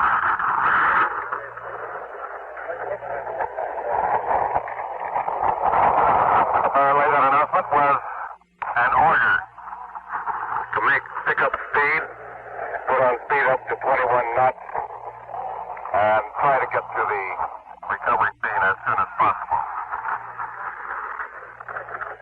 As far as I know, there has been no radio contact established between the ship, the helicopters, and the destroyer. I'm going to, if you'll pardon me just one moment, I'm going to step down and see if I can get onto the bridge, find out more details of what's going on. We'll interrupt Bill Downs' report from the Randolph again momentarily to tell you that there has been voice contact with Colonel Glenn, and that would make it appear that everything is all right as far as the astronaut is concerned. He has come down in the Atlantic. The flight lasted just about 4 hours and 50 minutes, which was what it was projected before it got underway. He has come down in the Atlantic about 50 or 55 miles from the carrier Randolph, and helicopters should be on the way to pick him up. When the helicopters arrive over the area, scuba divers will jump from the helicopters and attach an inflatable collar around the base of the craft, thus lifting it out of the water. That inflatable collar is in the shape of a teardrop. It's about 35 feet long, and it will raise the spacecraft about 2 feet out of the water. Until they get there, the craft should be able to float satisfactorily. When the copters do arrive on the scene, the pilot can come out either the side hatch, which is the preferred method of egress, or from the neck of the craft. That's a good deal more difficult, and he can stand on the collar. Now, while we're waiting for further word from the Randolph, let's take a closer look at what's been going on out there in the Atlantic. Marine Lieutenant Colonel Richard Nickerson is director of the Helicopter Recovery Forces, and he told Charles von Fremd about the task of locating the capsule. The job of actually locating the capsule is given to the Navy P-2V and WV squadrons, the long-range bombers. And they pick up the capsule, relay to us its location, or relay to one of the ships the location of the capsule, and then it's up to us to go and make the actual recovery. On the suborbital flights of Shepard and Grissom, both those men, you tossed them a line and pulled them up and then went for the capsule after that. You intend to have the same plan for Glenn's mission? That will be one of the plans that we have. We have several plans, and it will be up to the astronaut as to which means we employ. Now, actually, we go in on the other two shots. We fastened on to the capsule and then lowered the line to him, brought him up, and then, in Shepard's case, we brought the capsule back, and of course everybody knows we lost the one that Grissom was in. But for the most part, this is a matter for the pilot himself to determine how he wants to return to the recovery ship, either in the capsule or by coming up into the helicopter. This is the astronaut's prerogative, yes. Right. Well, that was Lieutenant Colonel Nickerson in charge of the Helicopter Recovery Forces. Once the astronaut, Colonel Glenn, does come out on the inflatable collar that will be attached around the base of the Friendship 7, he can stand on the collar, and he will then presumably get a horse collar lift from the helicopter that's hovering overhead. And then a smaller ship, a destroyer, presumably the NOAA, will come alongside, retrieve the spacecraft, and hoist it on deck. These extra precautions have been taken in order to avoid what happened at the end of Gus Grissom's suborbital flight. When he had a little trouble, he came out, the spacecraft took on water, and sank before it could be retrieved. Actually, Dallas, on that occasion, for some reason, an explosive bolt was triggered that blew out a hatch. And that, of course, let the water in, and little Gus had to swim for his life. They never did find out what caused that problem, but they have tested the Mercury capsule several times subsequently, and they've had no problem with that particular matter. Well, Chuck, didn't they actually put in an extra system to make sure that it did not blow prematurely?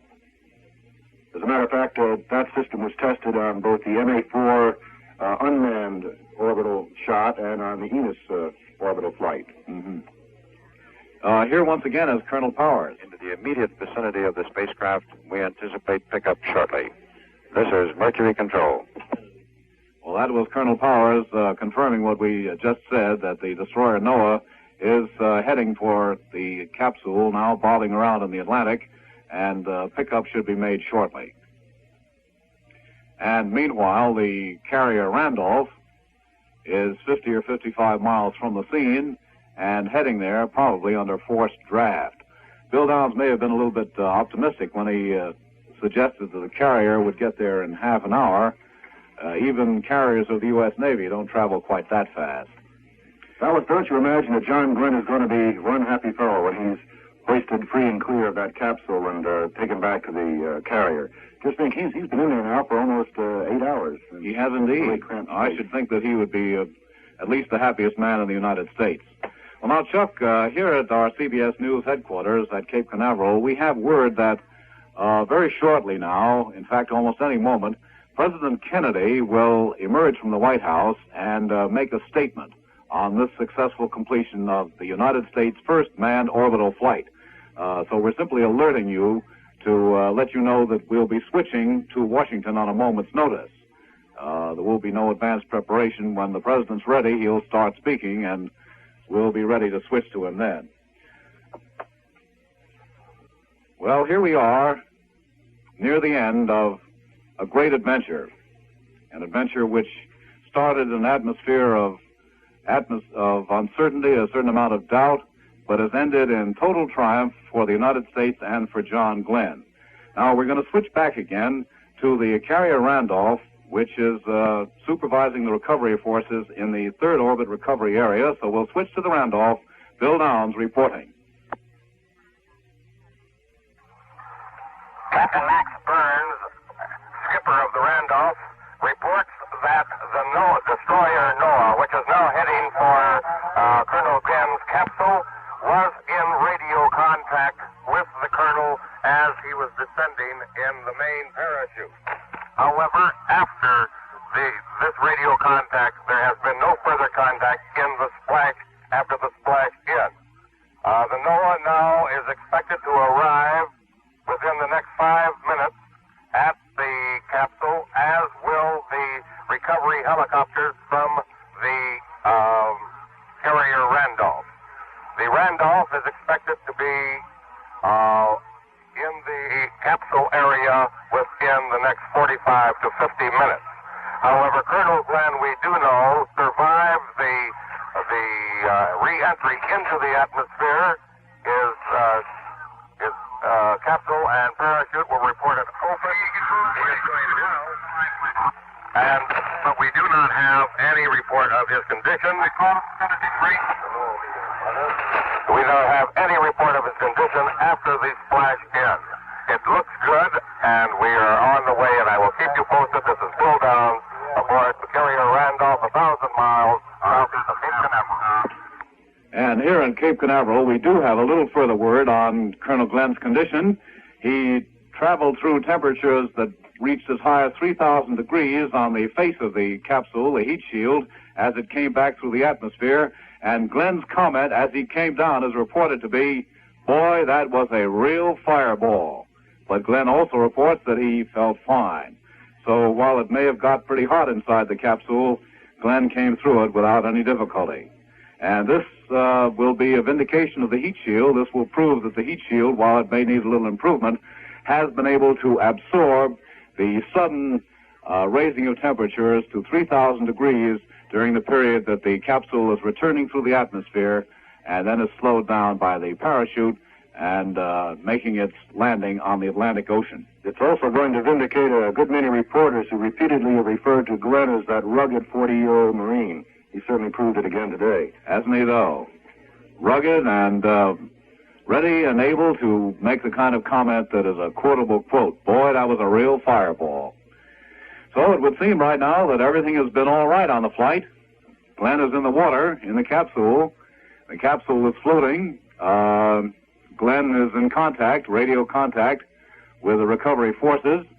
The destroyer Noah is speeding to the scene, has the capsule in sight. The helicopters from the carrier Randolph are also flying to the scene, and the carrier itself will be there within 50 or 55 minutes. So there we have the orbital flight of John Glenn ending successfully on a note of total triumph for the United States. A moment that will certainly go down in history, in the history of manned space exploration. There will be other and greater flights to come, but perhaps few that will have the emotional impact and the high excitement of this one. We're still waiting here at Cape Canaveral for word that President Kennedy is ready to make a statement, which we're sure will be on the exuberant side, because after all, this country has has suffered, at least in the eyes of some of our friends overseas, in its space race with Soviet Russia. In fact, that may have been one of the reasons why this manned orbital flight was speeded up, in order to bring us at least within hailing distance of the Russians, who have sent one man for orbit around the Earth and one man for 17 orbits around the Earth. That was German Titov, who reported a feeling of queasiness and nausea because of weightlessness, perhaps because of weightlessness. But so far, there is no indication that Glenn experienced anything out of the way at all. He was weightless for about 4 hours and a half, for 3 full orbits of the Earth, each orbit lasting just about 1 hour and 29 minutes. So Glenn has come through it with flying colors. The ordeal is almost over, and now remains only the last exuberant moment, the last triumphant moment of the pickup and the delivery on the deck of the carrier. An awful lot of people are going to want to see John Glenn, his wife and his children and his own parents, of course, and in a way the whole United States.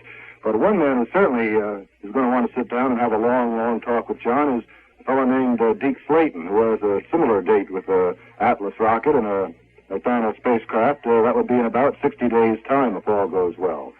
So, as you said, this is just the first step in a long, long series of flights. Yes, and Chuck, one of the processes that has to be gone through once Glenn is back on the carrier is something called debriefing. And we're going to hear a lot about debriefing from now on. As a matter of fact, when Glenn is brought on board the deck of the carrier, nobody is supposed to say anything more than the bare essentials to him. The reason is that the space agency wants to get from him, in his own words, uncolored by any kind of conversation with other people, exactly what happened. And they're going to get that debriefing. He will talk into a tape machine. He will report everything that happened to him at great length. And he will, of course, answer a very detailed and extensive series of questions. There will be an initial debriefing right after he lands on the carrier. And this whole process is something that involves being questioned exhaustively on every detail, no matter how insignificant some of those details may seem. Charles von Fremd asked Flight Surgeon William Douglas why debriefing is so important. Well, people have a tendency to forget things rather rapidly. They particularly have a tendency to forget things which they themselves consider as possibly unimportant, or things which they do not recognize the importance of. Now, we want to get to this man as soon as possible. We have a large group of people, at least a dozen, who take turns interviewing him. These people ask him searching questions, hoping to catch these little things, the things which might seem insignificant at the time, but we want to get every bit of his memory down and recorded just as soon as we can, as I said, before he forgets it. Did you find in the case of Alan Shepard and Gus Grissom that they did retain a surprising amount of facts, of details from their flight, more than you expected? Knowing these men, I don't think that it was more than we expected. I think that a part of their training was in relating their experiences. They're used to this debriefing. They're used to observing and preserving in their memory details. They did this after their flights, just as they've done after nearly every training exercise that they went through before a flight. That was Flight Surgeon Bill Douglas talking about the debriefing process, which will go on now for about 48 hours. It will begin when astronaut John Glenn is brought on board the deck of the carrier Randolph. He'll be taken below for an initial debriefing, and then after a couple of hours, he will be flown to Grand Turk Island in the lower Bahamas for about 48 hours of relaxation, during which the debriefing process will be very extensive indeed. After that, the plan is probably to have him flown to Washington for a news conference and a meeting with President Kennedy. And just incidentally, we're still waiting for that announcement that President Kennedy says he will make in the next few minutes. Right now, the destroyer Noah is coming right alongside the capsule. So within a matter of a very few minutes, we ought to be getting word on the pickup of John Glenn from the Friendship 7. The actual pickup unless plans are changed considerably, will be done by helicopters flying from the deck of the Randolph. Those helicopters will, or one of them, will fly over the capsule, will hover overhead about 10 or 12 feet over the capsule, and then a horse collar type of lift will be lowered, and John Glenn coming out on the inflatable collar, which scuba divers will have inflated around the capsule to take it out of the water, will come out on the neck of that collar and will be lifted aboard a helicopter for transfer to the carrier Randolph. Now, it's possible that he might be lifted directly on board the destroyer Noah. I believe that the Navy has made contingency plans for that. But the helicopters, as we already know, are on the way to the scene, and we might even see a race between a helicopter and a destroyer to find out which one will be successful in snagging the astronaut after his 3-orbit tour of the world. I imagine a good deal will depend on how the pilot himself feels. If Glenn is in fine condition and isn't too exhausted from his long ride and his G-stresses and the weightlessness and then that fireball return to Earth and the impact, if he does feel all right, I suppose he'd prefer to get right into the helicopter and go to the carrier. If, on the other hand, he should have sustained any injuries or is just plain worn out, I suppose his first desire would be to get his feet on any deck, and a destroyer would do just as well as a carrier. And to judge from what Bill Downs has been saying, Chuck, the weather in the recovery area is so good that a destroyer probably would feel at least as solid as a carrier, or maybe not quite as solid. Well, anyway, here we are at Cape Canaveral waiting for word of the pickup, and the pickup should be accomplished momentarily. Glenn has been in the water now for, about 20 or 25 minutes. He came down, the drogue chute deployed at 21,000 feet. Bill Downs couldn't see it from his vantage point on the deck of the carrier, but it did deploy, and the main chute, the 63-foot ring sail chute, deployed at 10,000 feet. That slowed the return of the capsule so that it landed in the water at about 35 feet per second. It may have been a hard landing, but it's quite obvious from what we've heard already that the foam rubber couch on which John Glenn has been reclining during his flight around the world was able to absorb the shock successfully, and so was the plastic coating on the heat shield, which successfully withstood a peak temperature of 3,000 degrees Fahrenheit. That heat shield was intended to burn off, more or less. It absorbed the heat by burning, and while it may have been a fireball to John Glenn, at least it was a bearable fireball. As we heard Bill Douglas explain a few moments ago, the debriefing is very important. I think it should be pointed out again that this is not just a stunt, and it's not just a psychological war with the Russians to see who can pull off the greatest spectacular achievements in what might be considered the stunt line. This is a scientific endeavor, and the first step in a scientific endeavor that will eventually go to the moon. Chuck, we have another report now from Colonel Powers. Here he is. The spacecraft was picked up clear of the water at 1 minute after 3, and finally set down on the deck at 4 minutes after 3 this afternoon, Eastern Standard Time. John Glenn reports, "My condition is excellent." They're in the process now of opening up the spacecraft to remove John Glenn from the spacecraft. This is Mercury Control. That's Noah. Well, that's Colonel Powers with a slightly different report. As a matter of fact, drastically different. What happened, according to Colonel Powers, is that the spacecraft was recovered by the destroyer Noah, picked up and set down on the deck of the Noah, and then John Glenn emerged from the capsule. He didn't have to be lifted by helicopter, and there probably will be at least one very disappointed helicopter crew. So that's the way the recovery was actually effected. The spacecraft was lifted out of the water by the destroyer Noah, which came alongside, and was placed on the deck of the Noah about 2 minutes ago. Of course, the happiest news of all is Glenn's own comment that his condition is excellent. Now we finally know for sure that we have our man back, safe and alive. That's right. Yes. Back under his own power, as he was able to step out of the Mercury spacecraft in which he had spent about 8 long and eventful hours, and to report that he was feeling fine. It's something that he's been saying a good many times in the last month or so, but this time we're sure that he has a fervor when he says it that he never could have felt before. Now, that report came to us from Colonel Powers, and we understand that Colonel Powers is standing by with some additional information, so we're going to switch again from our CBS News mobile headquarters here at Cape Canaveral to Mercury Control about 1.5 miles away, and we'll hear once again from the voice of the astronaut spokesman, the man who speaks for Project Mercury, the Lieutenant Colonel in the United States Air Force, John Shorty Powers. Well, I'm sorry. Once again, Colonel Powers has crossed us up, at least on our stopwatch.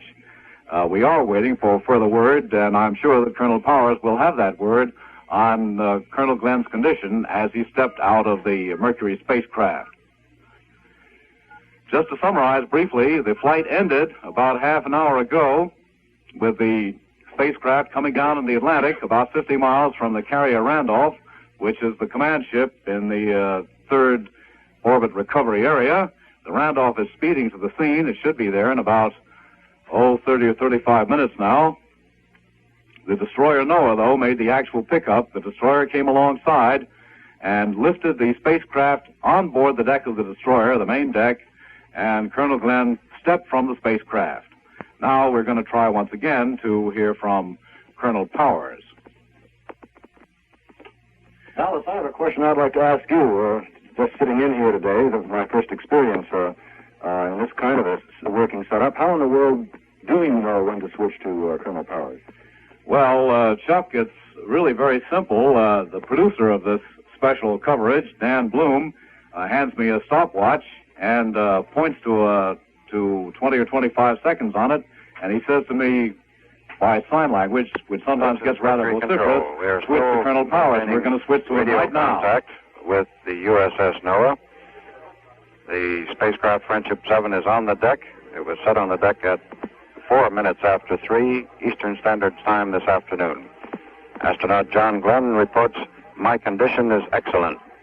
He is in continuous contact with the people on the ship. This is Mercury Control. Well, that was Colonel Powers, who was the last heard from about a minute late from Mercury Control, reporting that John Glenn says his condition is excellent. He's now on board the destroyer Noah. And I imagine, I would just assume on the basis of what's happened before, on the basis of plans already made, that he will now be taken by helicopter from the Noah to the deck of the carrier Randolph. Although, the way things are going right now, they may decide to have the destroyer come alongside the Randolph and have him go on board the deck by going up the ladder. This will leave the helicopters out of it entirely, and I'm sure that will make the helicopter forces even unhappier than they probably are right now. You know, very seriously, Dallas, this is a very, very big thing to the helicopter pilots and also to the men aboard all the recovery ships. They feel, and rightly so, that it's a great honor to have been the man or the ship that plucked one of their own from the water. Yes, in fact, Chuck, they were making very elaborate plans to greet him in their own particular way. I believe that one of the men on board one of the helicopters was hoping to say to Glenn, "Welcome aboard, may we take you to our leader?" And now he's probably saying to himself, "Oh, shucks, I won't be able to say it after all." A little glory lost forever. Here's Colonel Powers again. Noah in the South Atlantic. Arrangements are now being made to let the astronaut crawl out the upper neck of the spacecraft onto the deck of the destroyer. Well, that last report from Colonel Powers seems to conflict with what we've heard a few minutes earlier. We were under the impression that Colonel Glenn had emerged from the spacecraft, but now, according to that very latest from Mercury Control, it appears that he's still in it, and he'll be coming out the neck instead of the side hatch, which most of us were under the impression was the preferred method of getting out.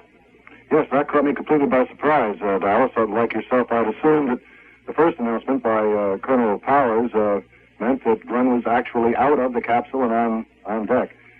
but again, this is possibly nitpicking because we do have reports that he has informed the recovery forces that his condition is excellent. Yes, it would appear from what Colonel Powers says now that what they have heard from Glenn is still by voice radio. So we're waiting now to find out when and if Colonel Glenn will get out of the capsule. We assume that it'll be happening almost momentarily. Of course, he has to go through the process of unfastening himself, and that can be a rather laborious process to judge from what happened on the 11th deck of the Mercury of the gantry crane this morning. It took a long time to secure him inside the spacecraft. Now here's Colonel Powers again. Astronaut John Glenn is in voice communications with the USS Noah. He has just advised the people on board the Noah that he will assist in removing a small pressure bulkhead so that he can crawl up through the narrow upper neck of the spacecraft. This is Mercury Control. That was just another detail from Colonel Powers. He's trying to come out the neck of the spacecraft, but I think that would involve a removal of the panel, which is directly in front of his face, so it may take a few minutes. We're trying to switch, we're waiting to switch to the White House for the words of President Kennedy. We're also trying to switch for reaction to Arlington, Virginia, where the Glenn family is, and to New Concord, Ohio, where Glenn's mother and father are. And as we've already heard, this is a great day for New Concord, Ohio, and of course for Arlington, Virginia. We haven't been able to establish the contact yet, but we'll be able to do it fairly soon, I'm sure. And I think it takes no clairvoyance to assume that when the spacecraft returned to the Atlantic and when it was picked up by the destroyer Noah, a great cheer must have gone up in both cities, where Colonel Glenn is a familiar figure indeed. He grew up in New Concord, Ohio. His mother and father still live there, and he's been living for some years now at Arlington, Virginia. Here's Colonel Powers again. From the USS Noah, that astronaut John Glenn has in fact come out of the Friendship 7 spacecraft. They are in voice communication and working together to make the arrangements for him to get out of the spacecraft. This is Mercury Control. Colonel Powers said just then that we are still waiting to hear that Colonel Glenn has emerged from the spacecraft. There is voice communication between the personnel on board the deck of the destroyer Noah and the astronaut who remains temporarily inside the spacecraft. And there is a certain amount of technical work that has to be done before he can be brought out. In an emergency, Colonel Glenn could have cut himself loose. He had a pair of surgical shears in one of the pockets of his spacesuit, and he could have done it in a hurry, but there's no need for that now. And so all concerned are willing to take their time. It still shows once again the tremendous discipline and nerves of steel that John Glenn and his 6 fellow astronauts have. The average man, after going through an ordeal, which indeed it was really, in that cramped position for 8 hours, would just want to get out as fast as he could any which way. And Glenn is still following the procedures that he's been taught so thoroughly during almost 3 years' time now. The ordinary man, probably at this point, if he were still able to talk coherently, would be saying, "Let me out of here." Let me out. But Colonel Glenn, performing like a military test pilot, which he is still just as calm, unconcerned, unruffled, and in full control of himself as ever. Dallas, do you have any idea what's going to happen to his spacecraft? It's a rather famous item now, very much like Lindbergh's Spirit of St. Louis.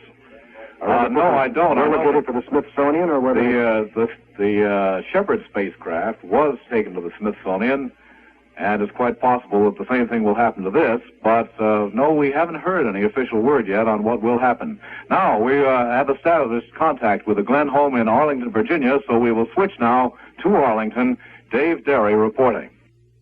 This is Dave Derry at the home in Arlington, Virginia, and at the present time I'm standing at about 15 feet from the front door in a mob of about 100 people, including a lot of photographers and newsmen, waiting for news of a possible reaction from inside the Glenn home. Ford Eastman, the NASA representative here who's been acting as go-between is inside the house right now. There are several policemen at the front door to keep anyone who wants to get in, if they could get through the crowd, from getting in. A police lieutenant is just walking out now, and Ford Eastman is coming out. We'll try to switch up to the microphones we have set up on the front porch here, the small front porch, and see if we can pick up any comments that he has. Are you happy with this setup now of the photographers over there and the voice and the reporters over here? Pretty awkward statement, will you? Oh, just a minute. Let's see. I thought this was going to be cleared, so the photographers... No, he's there. Shorty Powers is talking. Ford Eastman is now talking to CBS News correspondent Nancy Hartman are you guys up there, happy now? who is trying to find out what is going on here. What's that? And here we everybody is being pushed back a little bit, feeling somewhat like sardines in a can here in the front yard of the Glenn home. Apparently, he's not going to have a statement at this time, just coming out to say that Mrs. Glenn may be out in a little while. This is the indication we get here at the Glenn home.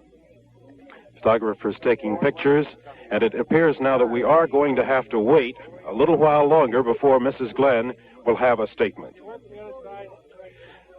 This is Dave Derry, CBS News, the Glenn home in Arlington. Well, it's quite understandable that Mrs. Glenn isn't able to come out right now. The chances are that she's having some difficulty controlling her emotions. While we were hearing that report from Dave Derry in Arlington, Colonel Powers came on again briefly and reported that the work is now underway of removing the instrument panel in front of Colonel Glenn's face, just above him now, and also a portion of the upper bulkhead. And when that is accomplished, then he will be able to emerge from the neck of the spacecraft.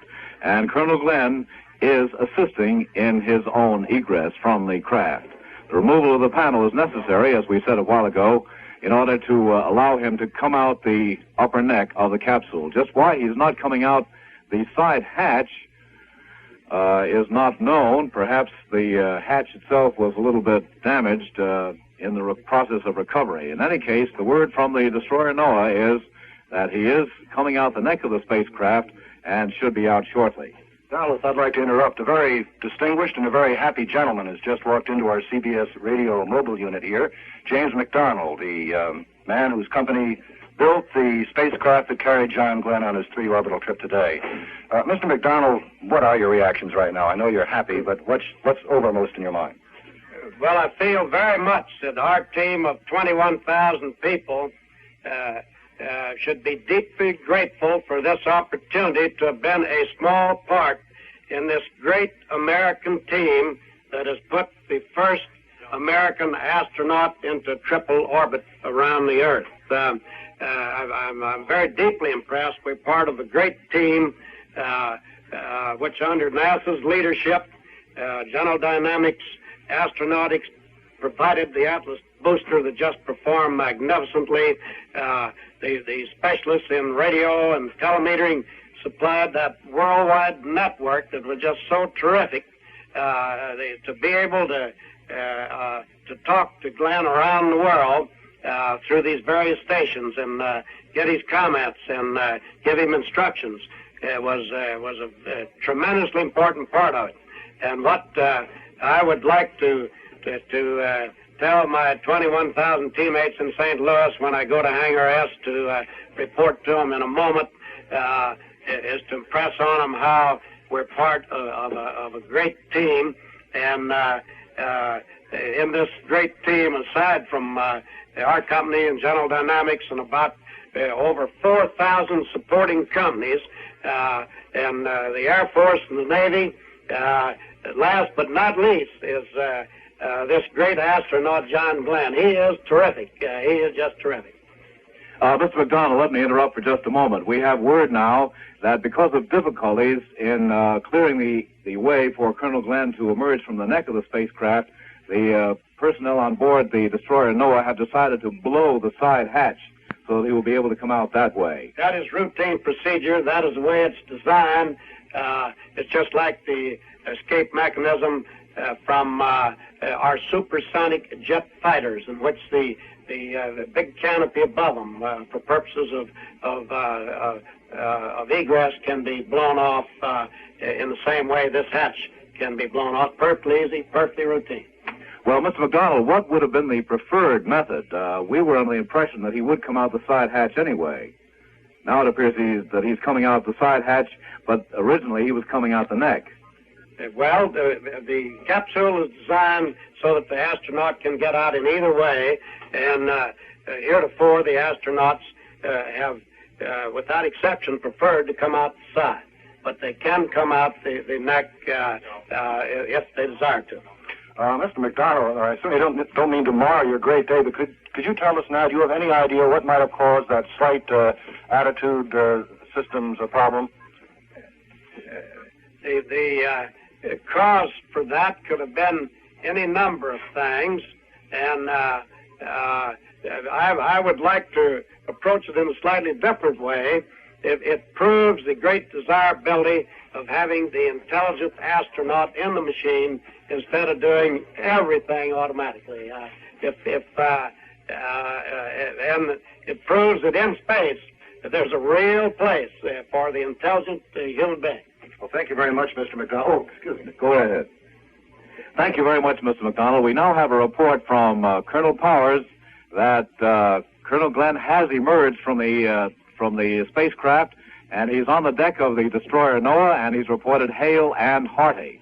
Well, while we were listening to Mr. James McDonald of the McDonald Aircraft Corporation, we did get that word that John Glenn has emerged. Presumably the technicians on board the deck of the destroyer Noah blew the side hatch, and while we were talking to Mr. James McDonald, astronaut Glenn freed himself from the straps which held him in place on the foam rubber couch inside the capsule, and he has now come out on the deck of the Noah, reporting himself hale and hearty. So, for all practical purposes, the great flight is over. Now will come the transfer to the carrier, Randolph, and after that, a flight to Grand Turk Island in the lower Bahamas, and the beginning of the debriefing process. We've been told earlier that very few people are allowed to talk to Glenn. In fact, the sailors, the crew members involved in personal contact with him in the moments when he came out of the capsule were allowed only to indulge in just a very few questions. For example, how do you feel? Do you need anything right now? And so forth. The detailed questioning will come from flight surgeons intimately connected with the Mercury operation. Well, now, we're going to get some reaction from outside of Cape Canaveral, and we'll switch now from our CBS News headquarters here to New York. Stuart Novins reporting. The streets of New York City, Dallas, have been extraordinarily empty today as the inhabitants of this city, which likes to think of itself as cynical and sophisticated, have been glued to their radio and television sets. Just a few minutes ago, as you gave us the voice of Shorty Powers announcing that the capsule was on the deck of the Noah and that Glenn was in excellent condition, the tall office buildings that huddled together here in mid-Manhattan practically burst into snowfalls of ticker tape and shredded paper. The window offices all around us are open. The people inside, who obviously haven't been doing very much work today, standing there applauding and throwing anything that won't bounce out of the windows.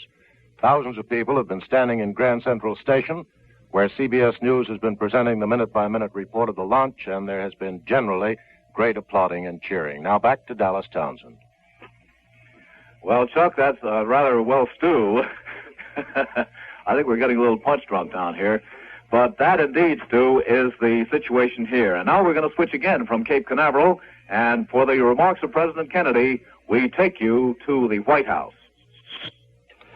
And he was, as are the other astronauts, the kind of American of whom we are most proud.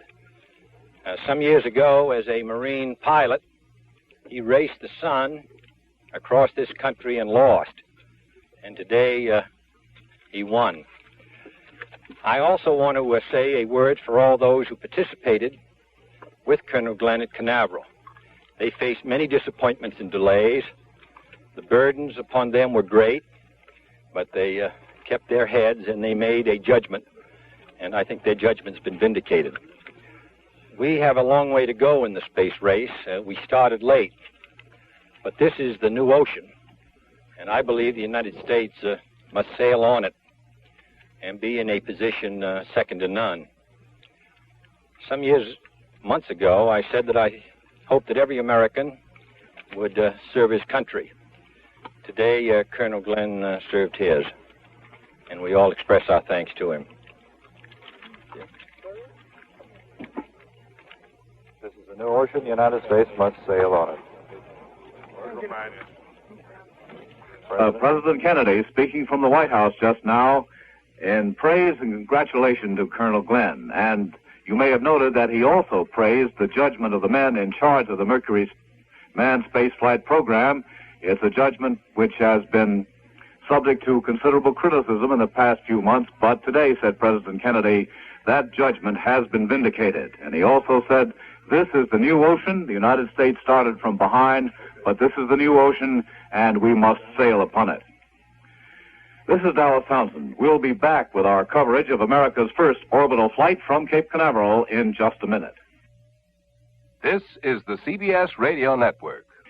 This is Dallas Townsend reporting again for CBS News from Cape Canaveral, Florida, where we are now cheering and applauding, as everyone else is in the United States, the successful completion of John Glenn's 3-orbit flight around the Earth. And just a moment ago, President Kennedy added his words of congratulation from the White House, praising the achievement of Colonel Glenn, praising the judgment of the men in charge of the manned spaceflight program, the judgment which he said has today been vindicated. We're still waiting for further word from the destroyer Noah, where John Glenn now is after having emerged from the capsule through the side hatch. We'll return in a moment to our coverage of this epoch-making event. Right now, we're going to pause for a word from Rambler and Ed Hurley. Of all the innovations claimed by car makers this year, possibly the most important and the one car experts hail as the biggest news comes from Rambler. It is the new E-Stick transmission, available on all Rambler Americans for 1962. With Rambler's E-Stick transmission, there is no clutch pedal.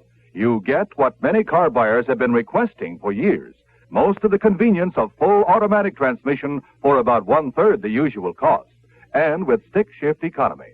The new E-Stick transmission, available only on Rambler American and no other compact. Another of the 102 ways Rambler is new and better for 1962. Another reason why Rambler sales are at an all-time high. This weekend, your Rambler dealer is able to offer you a weekend special deal. It is a special money-saving opportunity to own a new 1962 Rambler. Ask your Rambler dealer about his weekend special deal. Now back to Dallas Townsend at Cape Canaveral. Well, here we are on a beautiful, lovely, sunny, and cloudless afternoon at Cape Canaveral, and everybody's beginning to relax now that John Glenn has successfully orbited the Earth 3 times and has come back alive, well, and hearty. In the words of Colonel Powers, hale and hearty. We still have no further word from the destroyer Noah, where Colonel Glenn is now located. We assume that he will soon be transferred from the Noah to the deck of the carrier Randolph, which was directing the recovery forces in the 3rd orbit recovery area.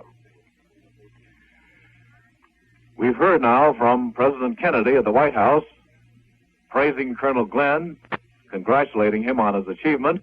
A couple of days from now, the chances are that Colonel Glenn will be able to receive congratulations from the President personally after he completes the debriefing process and is flown to Washington for a conference with news reporters and then a visit to the White House.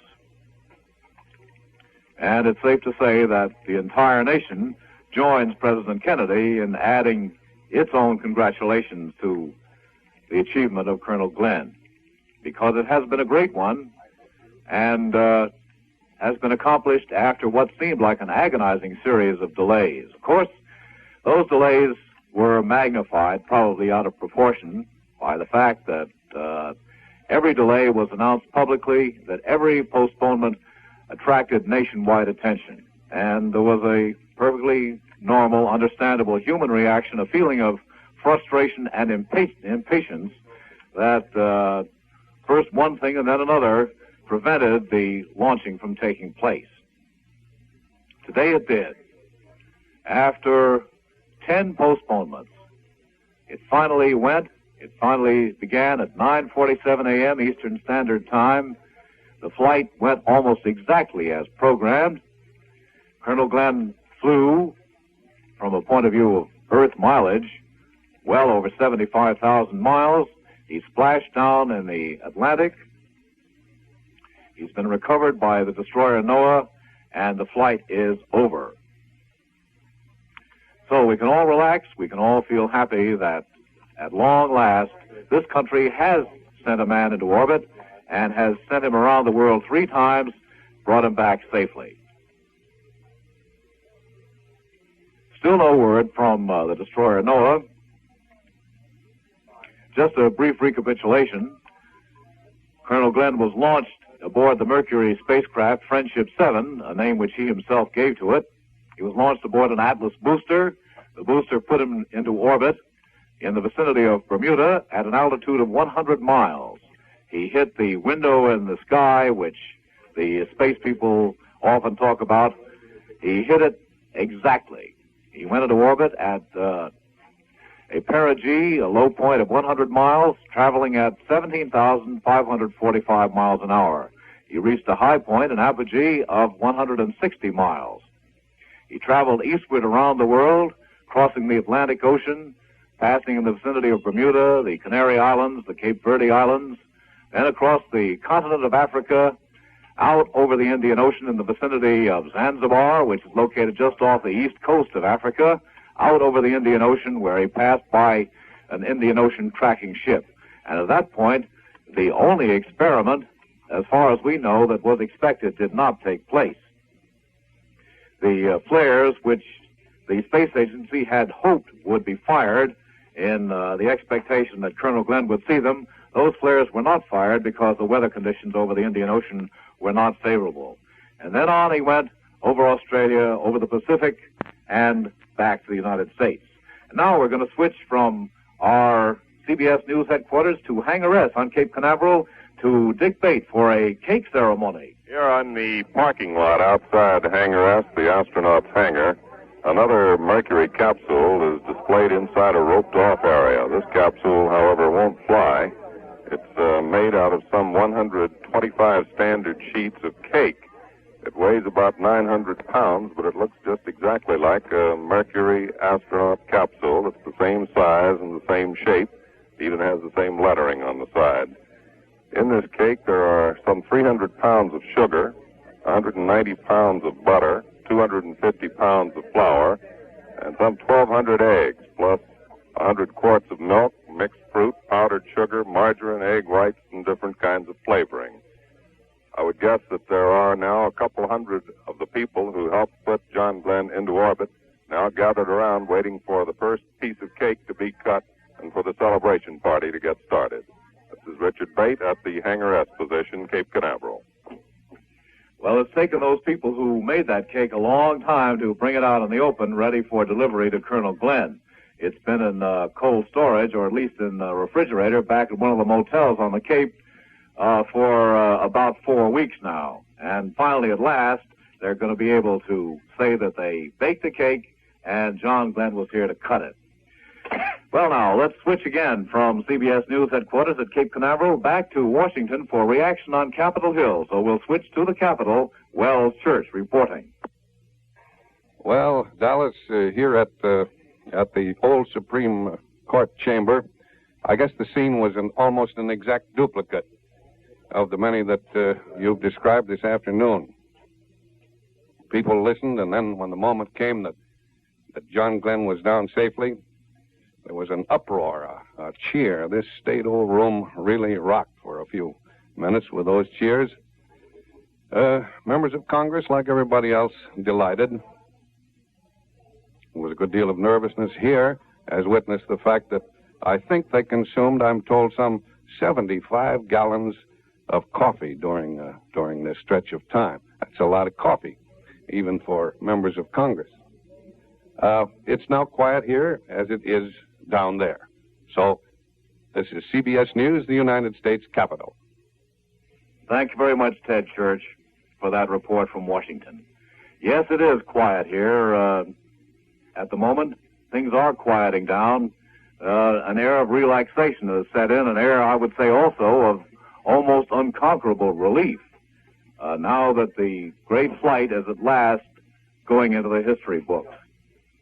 A flight for which this country can take genuine pride, a flight which will certainly be measured somewhere alongside the Wright brothers' flight at Kitty Hawk in December 1903. And in fact, Colonel Glenn has compared this flight with what the Wright brothers did on the sand hills of North Carolina so many years ago. Not so many, really. Only 58 years to go from the first powered flight in this country, which lasted just a few hundred feet, to the time when an American citizen could fly around the world 3 times in 4.5 hours. A word now on Colonel Powers, the Project Mercury spokesman. He has left Mercury Control, and he is now on his way to the airstrip to fly to Grand Turk Island to be with John Glenn when he arrives there for the debriefing. That flight should take probably about an hour. So, unless something unusual happens, the chances are we'll be hearing no more from Colonel Powers this afternoon. A lot of people are gathering outside Mercury Control, a great deal of hustle and bustle. Chances are that most of the people involved in the operation, the people who sat in the Mercury Control Center during those long, extremely tense hours, are now coming out ready to call it a day and go home and relax for a while. The atmosphere in Mercury Control is an extremely businesslike one, extremely tense during the long hours of the flight, with the Mercury Operations Director, Walter Williams, seated about in the middle of a 50-square-foot room, watching a large number of consoles and panels as the flight progresses. Now we're going to switch to New Concord, Ohio, where a ceremony is in progress. We'll switch to New Concord. That the flight would not be successful.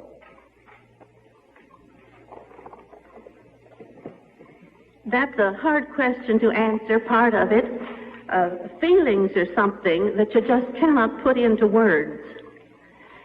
But answering the part about wondering about the flight, there never has been a moment since... Let me explain briefly. This is Mrs. John H. Glenn, Sr., the mother of astronaut John Glenn, talking in New Concord, Ohio. When he did take the flight, which was today. And right now, I'm so very, very thankful to God for his safety and for the success of the mission which went today. Hughes West, CBS. Mrs. Glenn, I understand that at the moment the rocket actually lifted off the pad, neither you nor Mr. Glenn said anything whatever. What were you thinking at that exact moment?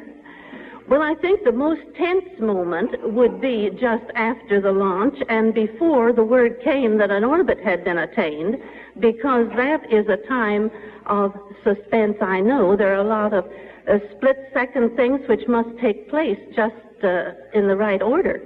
And, of course, that was the most tense moment. I don't remember just what I was thinking at the time. Jim Hurlbut, NBC News.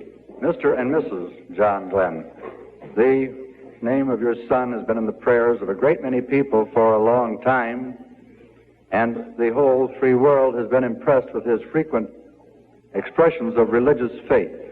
Do you believe that those prayers and that religious faith played an important part in the success of today's flight? And do you believe this will be important in the future of the free world? You answer that, then. Well, we certainly do. We're a Christian family, and it thrills us to hear John give his testimony over there as to his Christian faith. And I think that today shows that prayer has been answered. We've had hundreds of letters from friends and people that we never knew or never expected to know, that they were praying. And seemingly, I noticed among the newsmen many times, our prayers will be with you, or something like that, in an interview. We appreciate that very much, and we have faith enough to believe that our prayer has been answered. Thank you, sir. If nobody else is going to ask another question, I'd like to ask another question. Here we have one. Associated Press, my name is Hall. Have you been invited to a White House press reception or a reception of any kind? No. When do you expect to see John? Well, we would like to see him just as soon after he comes home as possible. Do you expect him home soon? We haven't heard anything about that as yet. Jack Burchill, International. Now that your son has become the first to orbit the Earth, what would your feelings be if you were picked to be the first to make an attempt at the moon? Well, I think that's a long ways off yet myself. I think there's a lot to be done, and there's a lot more to be done in the orbital realm before we try to go to the moon. But I wouldn't be a bit surprised when it comes time to go that he'll want to make the first trip.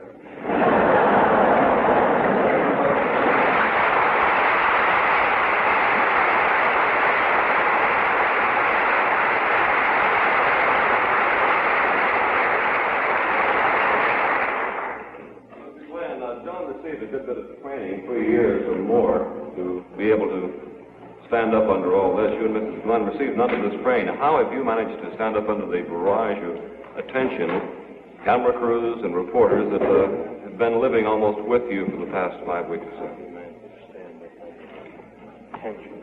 Barrage of reporters. Oh, yeah, we've enjoyed that very much. We've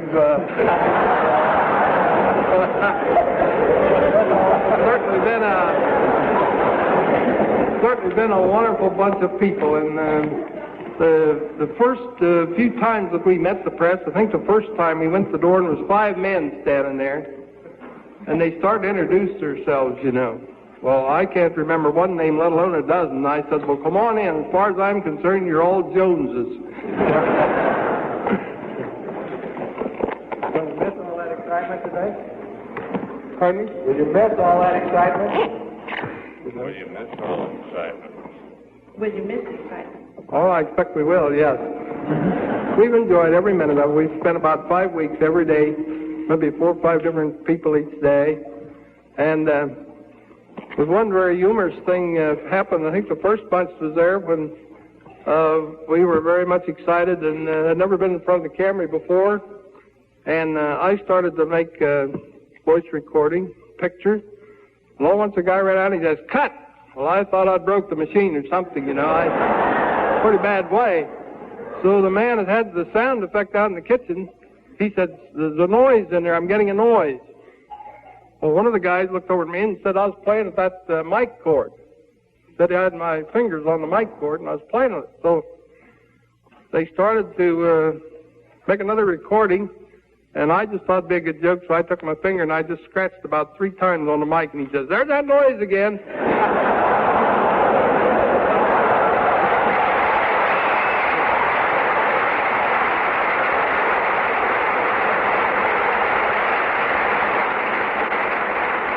That's confetti flying over New York.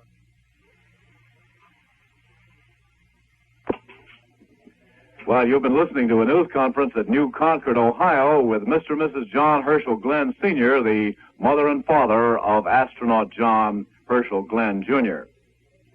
And you could probably detect the relief that was very, very evident in the voice of Mr. Glenn, especially as he relaxed now. He was able to make jokes, and he had a most appreciative audience. That news conference took place in the high school gymnasium at New Concord, Ohio, where a large crowd had gathered. This was a great day for New Concord. This has really put New Concord on the map in the way that astronaut John Glenn himself, simply by being picked for the flight, never could do. It was a great day for New Concord. It was a great day for the United States. It certainly was a great day in Arlington, Virginia, where the wife and children of astronaut Glenn have been waiting out the long period, the long hours during which John Glenn, husband and father, was in orbit around the Earth. Now we're going to switch directly to Arlington, Virginia. Dave Derry reporting.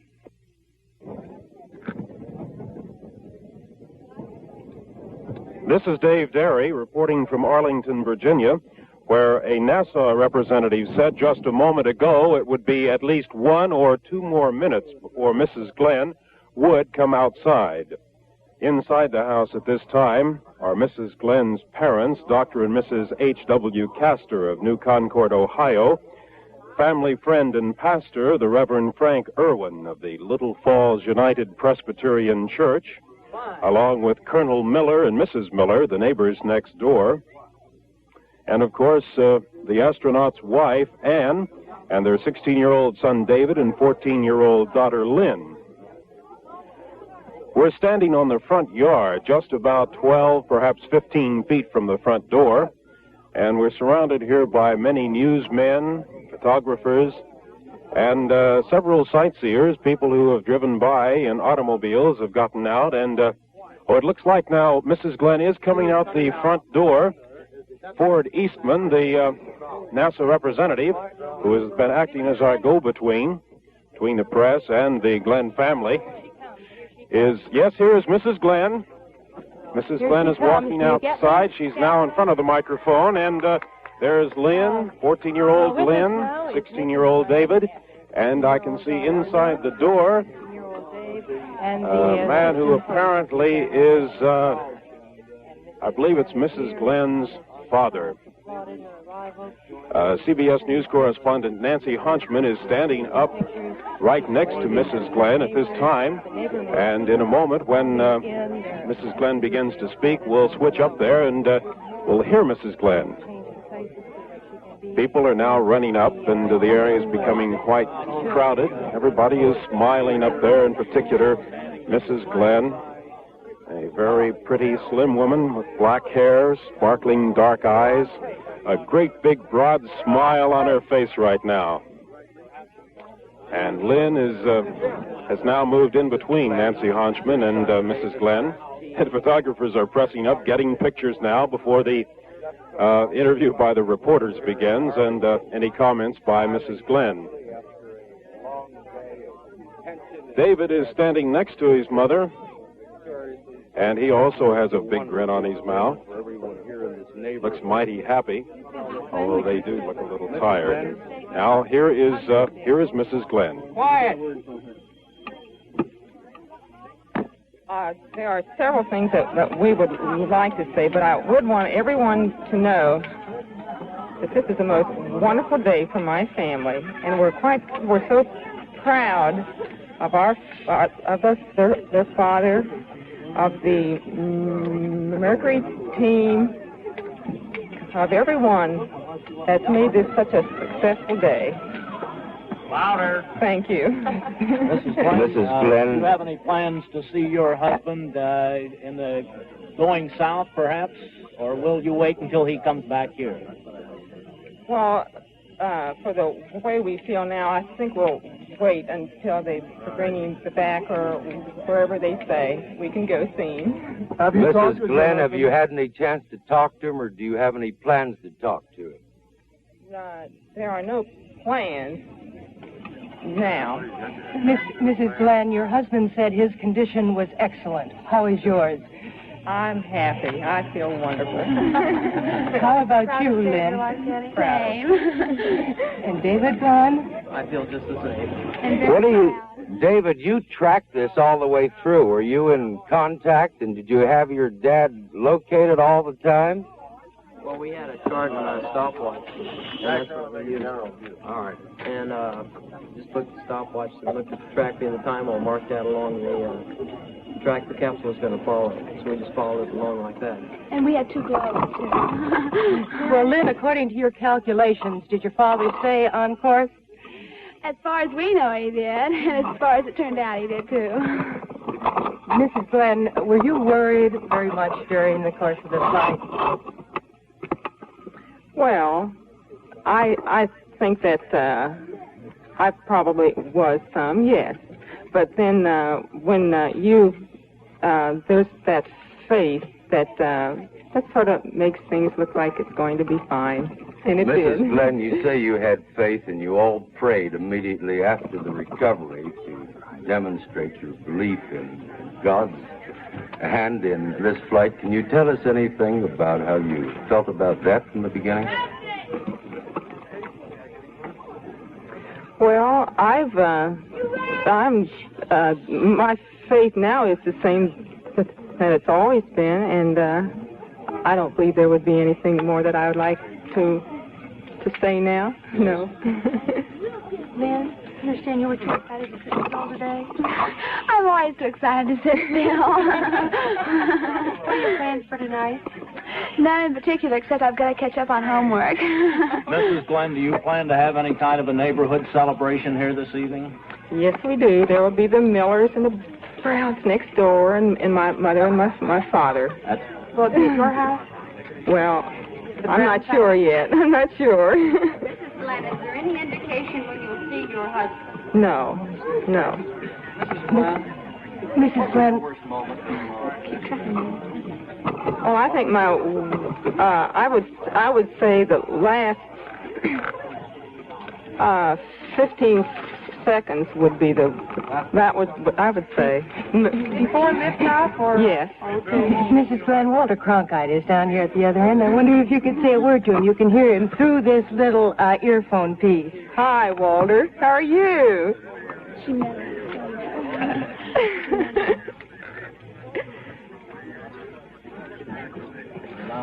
Well, thank you very, very much, Walter. He's talking now to Walter Cronkite, who's on Cape Canaveral.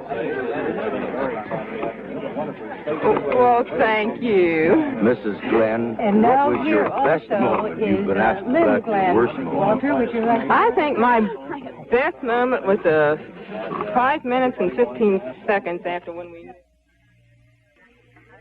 Well, that was the news conference at Arlington, Virginia, with Mrs. John Glenn, Jr. and her 2 children. As they celebrated this triumph of Lieutenant Colonel John Glenn, who has now orbited the world 3 times and is back on board the destroyer Noah. And Bill Downs, reporting from the carrier Randolph, tells us that the medical debriefing, which we were talking about a while ago, will take place on the Noah. So he will be there for a couple of hours. It will not take place, as we expected earlier, on board the Randolph.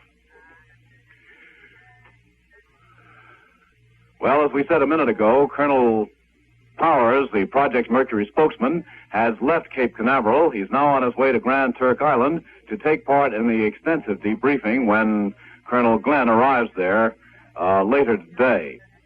Here at Cape Canaveral, the shadows are beginning to lengthen. It's still a beautiful, clear, sunny day, but the shadows are lengthening. It's getting on toward 4 o'clock in the afternoon here on the central coast of Florida. And it's been a long day, a day full of excitement, beginning at 9:47 a.m. Eastern Standard Time this morning, when the Atlas booster lifted off Pad 14 and hurtled John Glenn into orbit around the Earth. And John Glenn went 3 orbits, traveling at a speed of 17,545 miles an hour, at an altitude ranging from 100 to 160 miles above the Earth. Each orbit took approximately 89 minutes. There were 3 of them. He was in orbit about 4.5 hours. He was back on the Atlantic 4 hours and 50 minutes after leaving Cape Canaveral. Undoubtedly the most eventful 4 hours and 50 minutes of his entire life. As he returned, the Mercury spacecraft successfully withstood temperatures up to 3,000 degrees Fahrenheit on the blunt face, the heat shield, and Glenn was able to get through that experience without any difficulty. However, he did say, as he came down, boy, that was a real fireball. So now he's on board the destroyer Noah in the Atlantic. He will be going through the debriefing process, and then he'll be flown to an island for 48 hours of extensive debriefing for rest and relaxation. After that, back to Washington, no doubt, for a meeting with President Kennedy and a news conference. And President Kennedy emphasized in those words that we heard from him a few minutes ago that the judgment of the men in charge of the Mercury manned space flight program has been vindicated. Colonel Glenn is a hero, and the entire country is grateful. Well, for about 9 hours now, with a few pauses here and there, we've been covering this event from our CBS News mobile headquarters at Cape Canaveral, and we want to emphasize that the coverage is by no means over.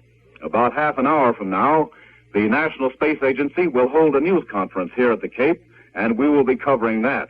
So we urge you not to go away, because about half an hour from now, we will be back to cover that news conference in full. And at 7:10 Eastern Time this evening, we'll be back also with a complete recap of today's events. So we urge you also to listen to that program.